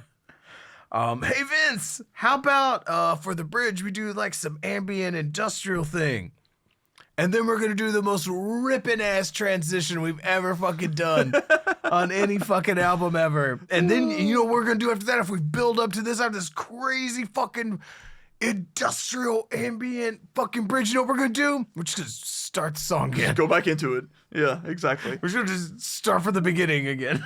Oh man. So this is another song that I will. Fuck, guys. This is another song that I'd say that these parts just kind of don't. For me, they don't go all that well together. Yeah. Like there's a vibe to it, but it's weird. You know what I mean? Yeah. Like it feels. It feels incomplete in some sense. Yeah, because you got the main riff. Dun, dun, dun, dun, dun, dun, dun, dun, Yeah. And then you got the chorus. And it's just they're fine, but right. Well, whatever Phil's saying, like, you know, spirit blasted, anal fucked, you know. Yeah. Spitting teeth, oral lust, alley fuck, angel dust, intrepid whore, you know, like, yeah. You know, And like that is like really just like what was that? What was I saying? Like the end of shedding skin on Far Beyond River. It's like we got free association going on here. Yeah, totally. You know, Totally. and so yeah, but so I was listening to that in headphones today, right? Okay, and that bridge is nutty. Yeah. Yeah, because you're like walking around and it just feels like There's like whispering going. Yeah.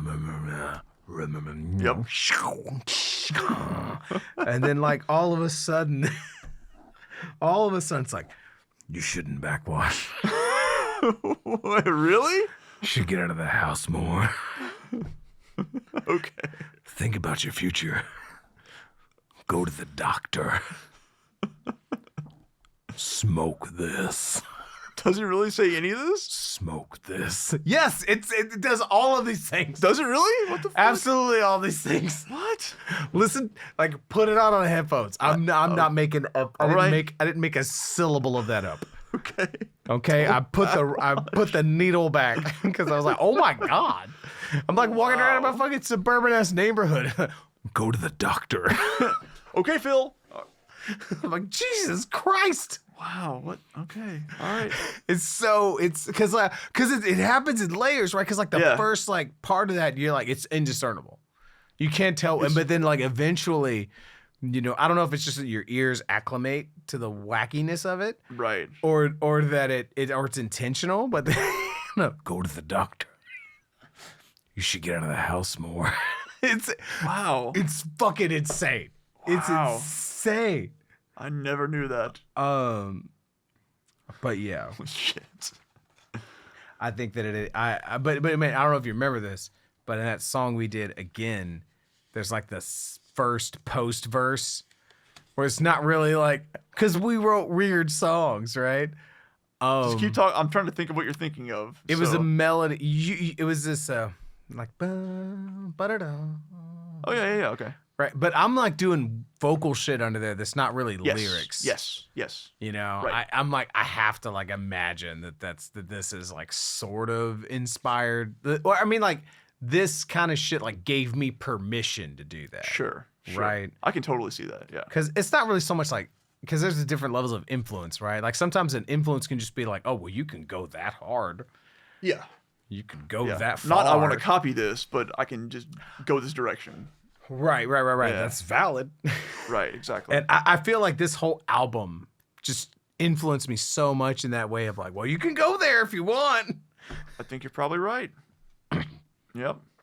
All right. Now we're to the one of the other crown jewel of the album. Yep. Right in a row here. So you have like, yeah, Suicide Note Part 1 and 2 and Flows. Blah, blah, blah, blah. Man, what a fucking different song this is. It's a masterpiece. It is absolutely a masterpiece. It might be the best song they've ever written. It might be, yeah. From a number of different perspectives, honestly.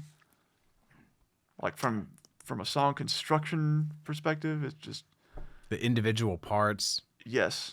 you know, so like the I think it's like in the second stanza. Where am I at here? Where's my lyrics? Very bottom. Okay, starts. David, issue. Yeah. This like, I feel you, relate to you, where he's doing all that high, weird falsetto shit. Feel you, relate to you. Yeah. That's total Trent Reznor shit. Okay. Maybe. That's Yeah. total Trent Reznor shit. Yeah, I can see that. Now I don't know, but it's. I mean, yeah. Because like, Because when else did they do anything at all close to this? right.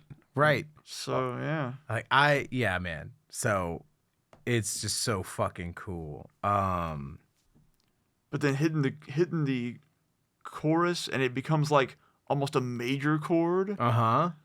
Wash away us all. Take us with the flow. Man, what a weird feel. But also it's like deeply sad. Yeah. And then the next part, you know, expounds on that. Well, in like those harmonies, I like 250. Wait, hold on. I'm gonna subject you to this. Yeah.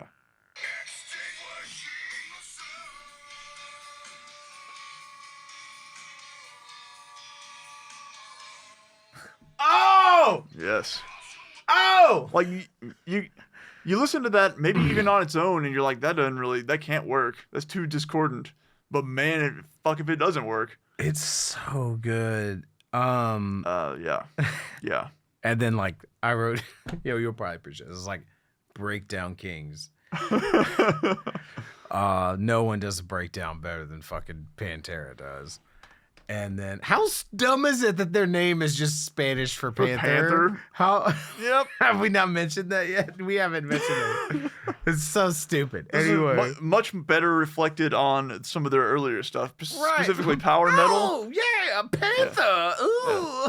Well, which also wasn't power metal just like a cartoon panther on the album cover or some stupid Not shit? power metal, but one of the other ones. One of them is, isn't it? Like Okay. Something of the Night was like just Sure. like it looked like a luchadora, like kind of shit. Yeah, but like really badly done cartoon. Yeah, I think power metal Boy. had That's like a dude like headbanging or some shit. It's just them. It's just like a photo just them? of them like looking all hair metalled out. Okay. But that record is like pure total priest worship. Right. It has its own charm to it. Yeah.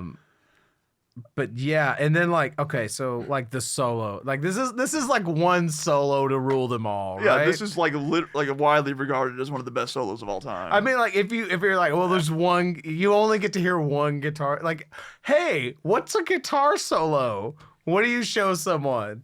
God. Maybe you show them Floods. You know, I don't know that I think this is too much for somebody's like first guitar. There's so much to unpack with this, and it goes to so many like places because you get the solo.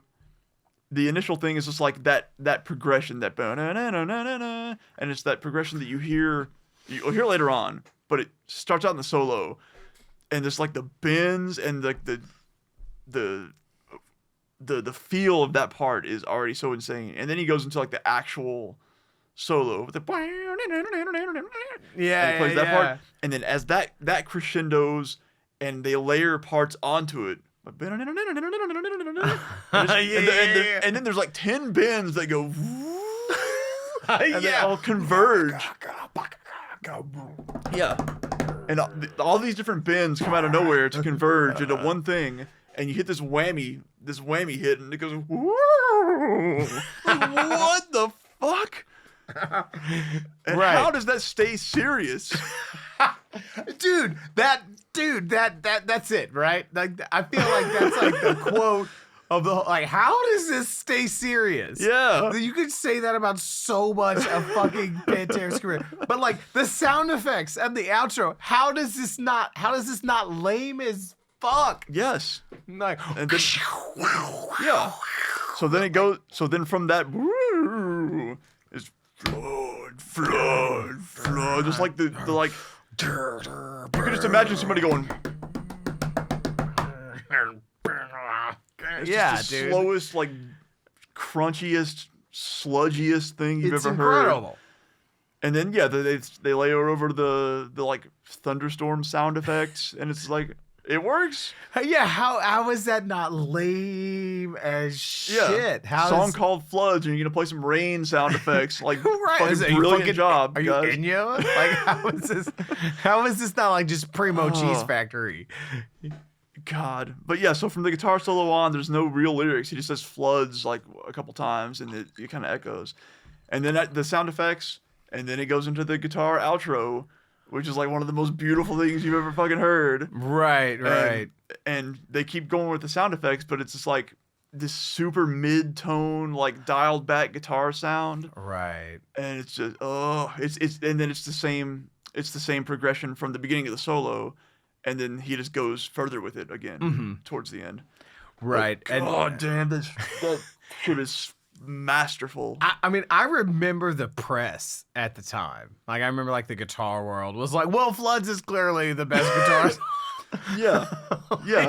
I had one of like the 100 best solos of all time guitar worlds from not too long after it came out, like maybe 98 or 99. Right. And Floods was like 6 or something. Yeah, like, way the fuck just, up there. And like, and then I remember, like, it's worth mentioning again. We mentioned it like last episode, but then like seeing footage of Dime doing his like Eddie Van Halen. This is the part where I play guitar at the show in like 1986 or 87 or some shit. And got a spotlight on him playing his solo shit on stage. Right. Like just 10 minutes of guitar acrobatics and craziness, right? And then what does this motherfucker throw in there? The fucking outro of Floods.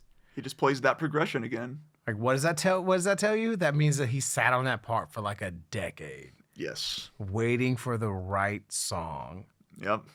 That's why he's a fucking legend. Exactly. That's why he's king shit fucking Daryl Abbott.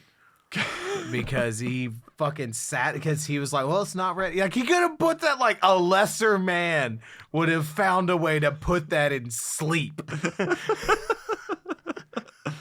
Like that would have been like, you're sitting on that. How do you not put that on your first album?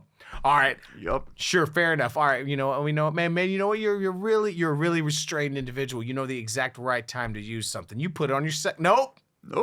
All right. You know what? You're the cream of the crop. You're gonna wait till the third album. We're gonna take a different turn with this third album. We're gonna make it more personal, more atmospheric. Nope. Not all right. You're right. You know what? Not enough. It's not yet. Not enough. Not yet. Fourth album. You know what? I got this song about some water and shit. Oh, Phil, I think I got the right thing. I think I got just what you need. I got just what you need. Dig this out here. Get your pull. Get your pull. Oh my God. Let's go. Man. It's just yeah, this song is immaculate as far as I'm concerned. This is like it's perfect. Maybe their best.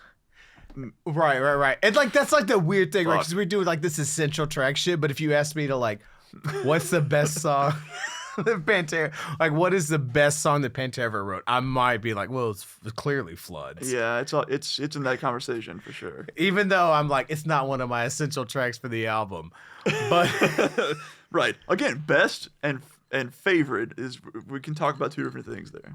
And it just that just speaks to the legacy of the band, that there's just so many different lenses that you as a fan can look at their catalog through, Yep.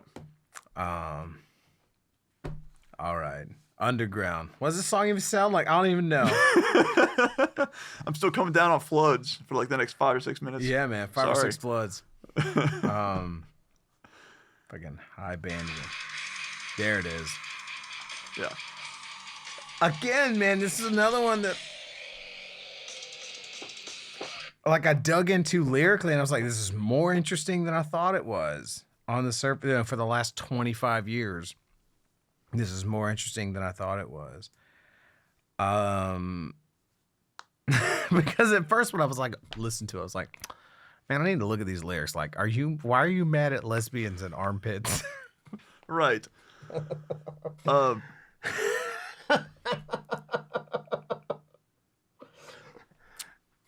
Yeah.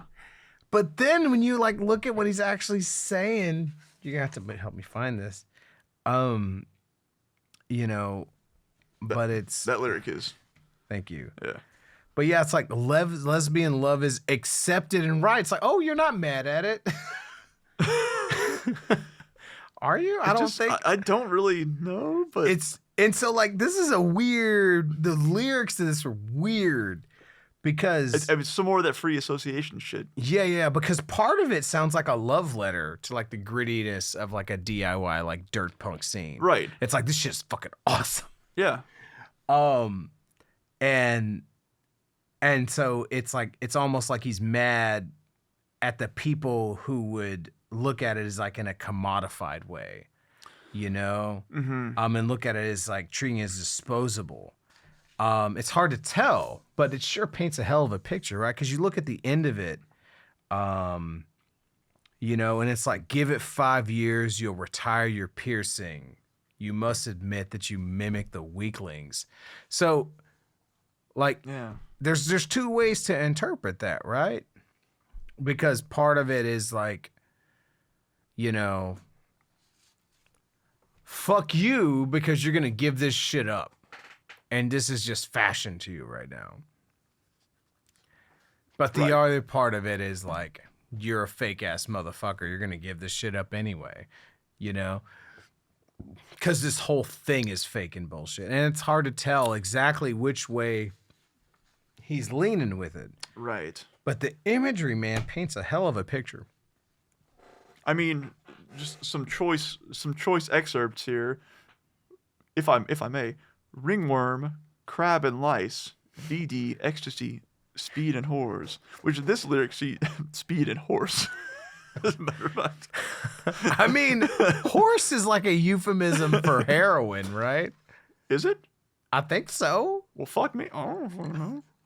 All right. I thought you were just saying whores. I mean, we got VD in here, so. What a fucking dude! You. Hey, man. You fucking kindergartner. You've never fucking done heroin. Yeah, right. How do you even listen to Pantera? I am truly inexperienced in the ways of. Yeah, man. You. $5 a head to be King Dick in the crowd. Yeah, well, you got to look at the rest of that, man. No, like fucking, like, you know. You can do that. Listen, you can do this with any of their man lyrics. Swings a punch, spits a tooth, posture's odd. A punk rock escapade, $5 a head to be King Dick in the crowd. Yeah. I can't tell what he's mad at. Yeah. Maybe he doesn't know, honestly. Maybe he's just frustrated at all this stuff, and he's just reporting on what he sees. He's just reporting. You know what I mean? I think he's frustrated that he couldn't do this as like a swing ballad. Could be. You know, Centered man swings a punch, spits a tooth, postures off. Postures off. Punk rock escapade, $5 a head, be King Dick in the crowd. Like, I think that's what Phil really. I think that's the song. That was probably what was in his soul at the time. That's really what Phil had in his heart, you know. But because of, you know, like masculine constraints, he couldn't let that go. So he had to bundle it in all this, you know. Shows on, dates canceled. Already we're like at odds with what. Dude, yeah. Dude, this is we can blame Phil Anselmo for Corey Taylor word salad. This is not like that's so much of like and I love Slipknot, okay? And I love Corey Taylor. I love all of his lyrics. I can't think of any great examples right now because I'm 4 hours into a podcast, guys. Calm down. Don't hold me to such an exacting standard. But seriously, like some of Corey Taylor's lyrics get weird because he just says like, this is this is not this, this is this is not this. So much of it does that shit. I don't know if you know what I'm talking about. I might be. I don't know offhand, but I'm sure we're gonna get to it at some point, so I'm not worried about it. Have faith. Have faith. Man. Shows on, dates canceled, kicked out for reasons that seem so unfair. Like, okay, you kind of flip-flop there, but okay. Skin crusts against the cops. Okay, sure. The punks against the cops. I got you. A foregone conclusion that's tired and beat. What? Like, the punks always fight the cops, but that's what you're talking about here. Whose side are you on, Phil? I don't know, man. All right, whatever. Mr. Phil Anselmo. So. Yeah. But man, what imagery. That is some imagery, yeah. So, all right, and then the last track is Reprise, which that was like your trash track. Yeah.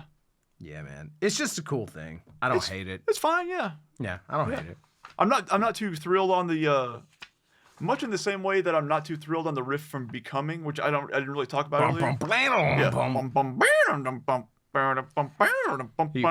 Right. That I mean, I think that like the lore is that he heard Vinnie playing the drum lick and was like, well, I gotta come up with that's cool as shit. I gotta come up with a riff to that. He wasn't wrong. So okay. But similarly, in a way, here you got it's just kind of like yeah. I like the D beat, you know. Yeah. You know, if I get like strength beyond strength or whatever. Yeah, you know. totally. You know. I ain't gonna turn it down. I'm not gonna turn it off. In fact, it's gonna turn itself down and then back up towards the end. Yeah, Because they fade out and then fade back in way louder, which I'd never understood. That'll show them. You just master it louder, I guess. That'll show them. That's how you get them. All right, so then. Waste of time, serpentine, Yeah. whatever he's doing. Anyway, it's fucking cool shit. Yeah, I don't hate it. They played it live. It works. All right, so my sort of overall looking back on this album, you know, overall this album seems to be lacking in riffs. I mean, Kind of is lacking in the songs. I mean, if you want to, yeah, as, compared to their other albums, I'm probably gonna agree there. And like maybe even the lyrics to a certain extent. Maybe not. I don't know. I might take that back. I don't know. We'll take that out. But certainly not the vocals, right? Right. I mean, if anything, there's more vocals. Like there's the most vocals. There are more vocals per capita Exactly what I was gonna say on this album than any other. Like they fit more vocals into a given square inch on this album than you could than any other maybe metal record ever. Maybe so. But yeah, like, but again, like, and so like, and I mean, the only reason like criticizing the lyrics is because like, half of them are about like trends suck or whatever. But again, the vibe on this record, I forgive all of that. Whatever, I don't care. You made a record that feels this long, that feels this way. Whatever it takes, man. Yeah. And so, and then I also have to wonder too, because there's not as many solos on this record. No. And I have to sort of wonder if that's because solos would have fucked up the vibe. Yeah, like maybe I'd have to go back and listen to all of what's on here again to remember what all had solos. Because, like, how fucked up would Suicide Note Part 1 be if you had, like, a fucking guitar solo in the middle of it?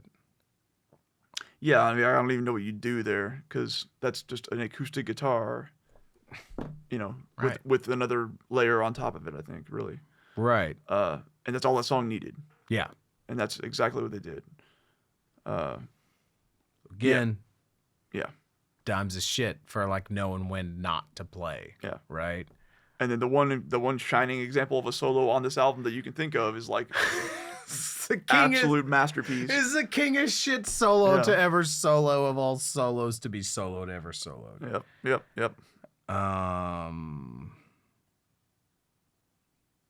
Yeah, I'm sure that there was some what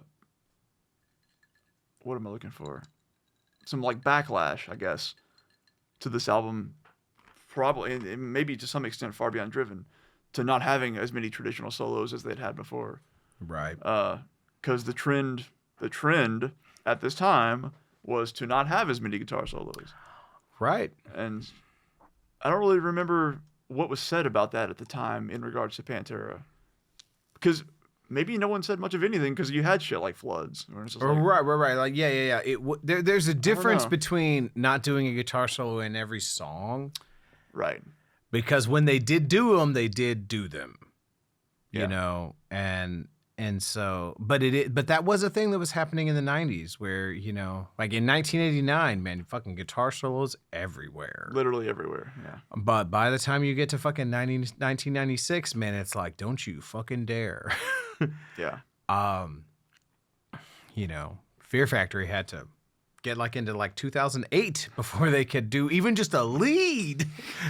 Not even a solo. Just get past like the 6th fret. Right.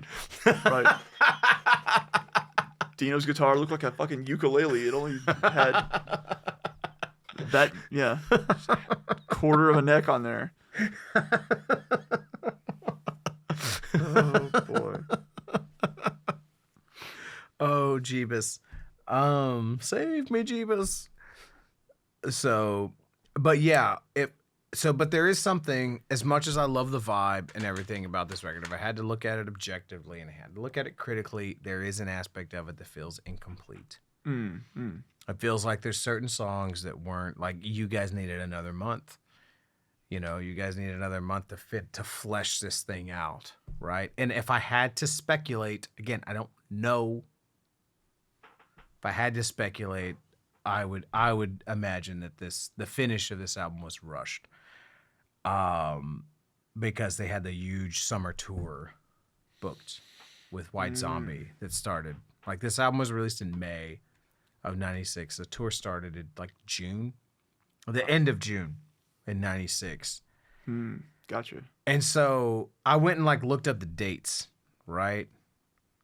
And so they ended their tour in '95 in like April.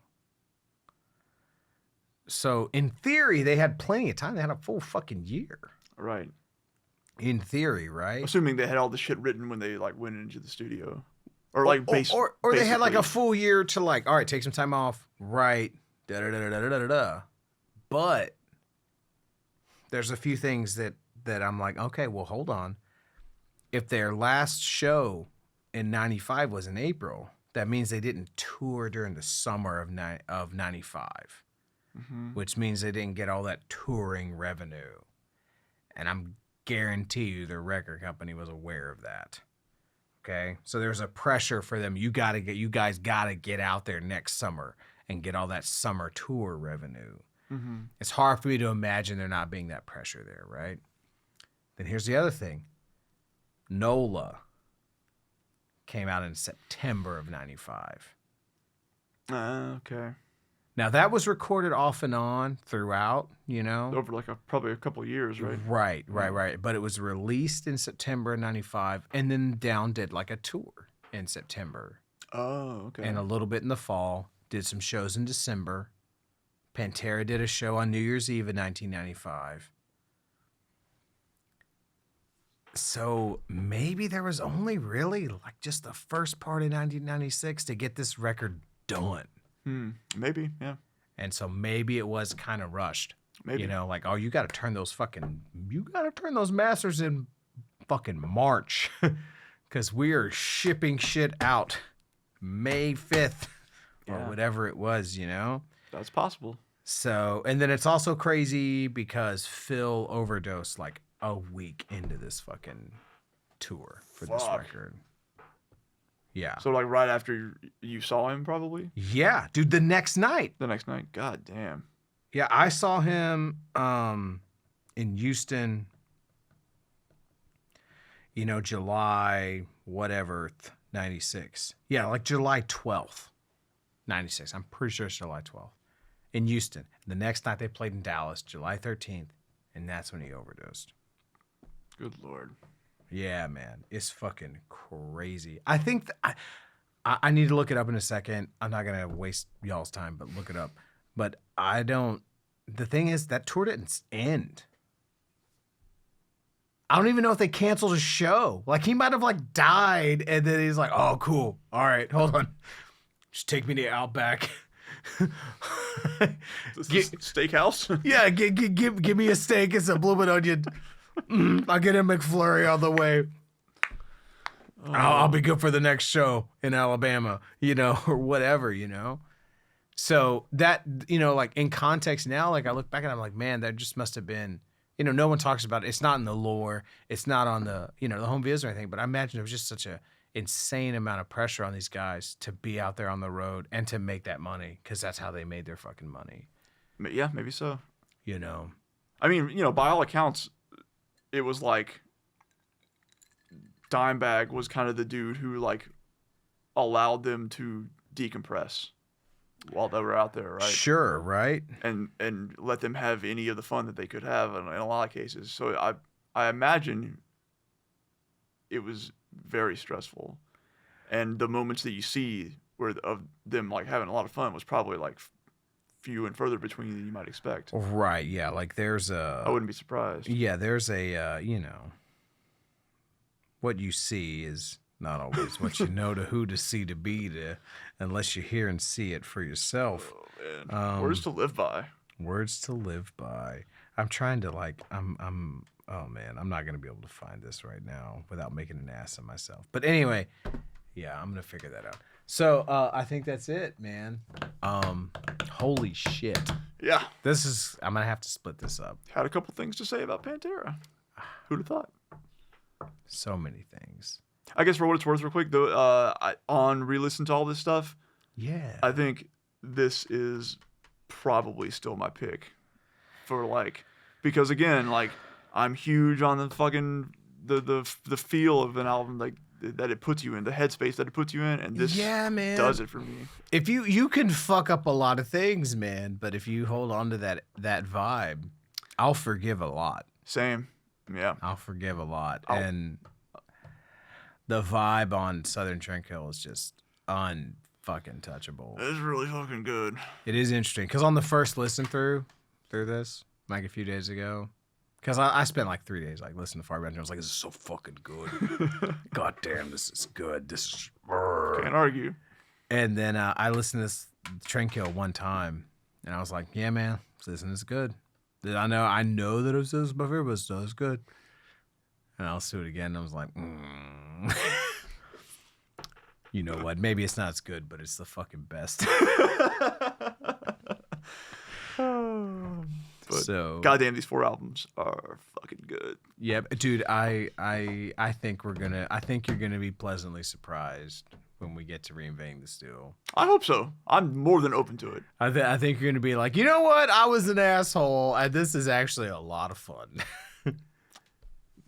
I'll take that. So if that's what it comes to, I'm glad to be wrong. Anyway, yeah, 4.5 hours. Let's get the fuck out of here. Testament to the love of Tempora.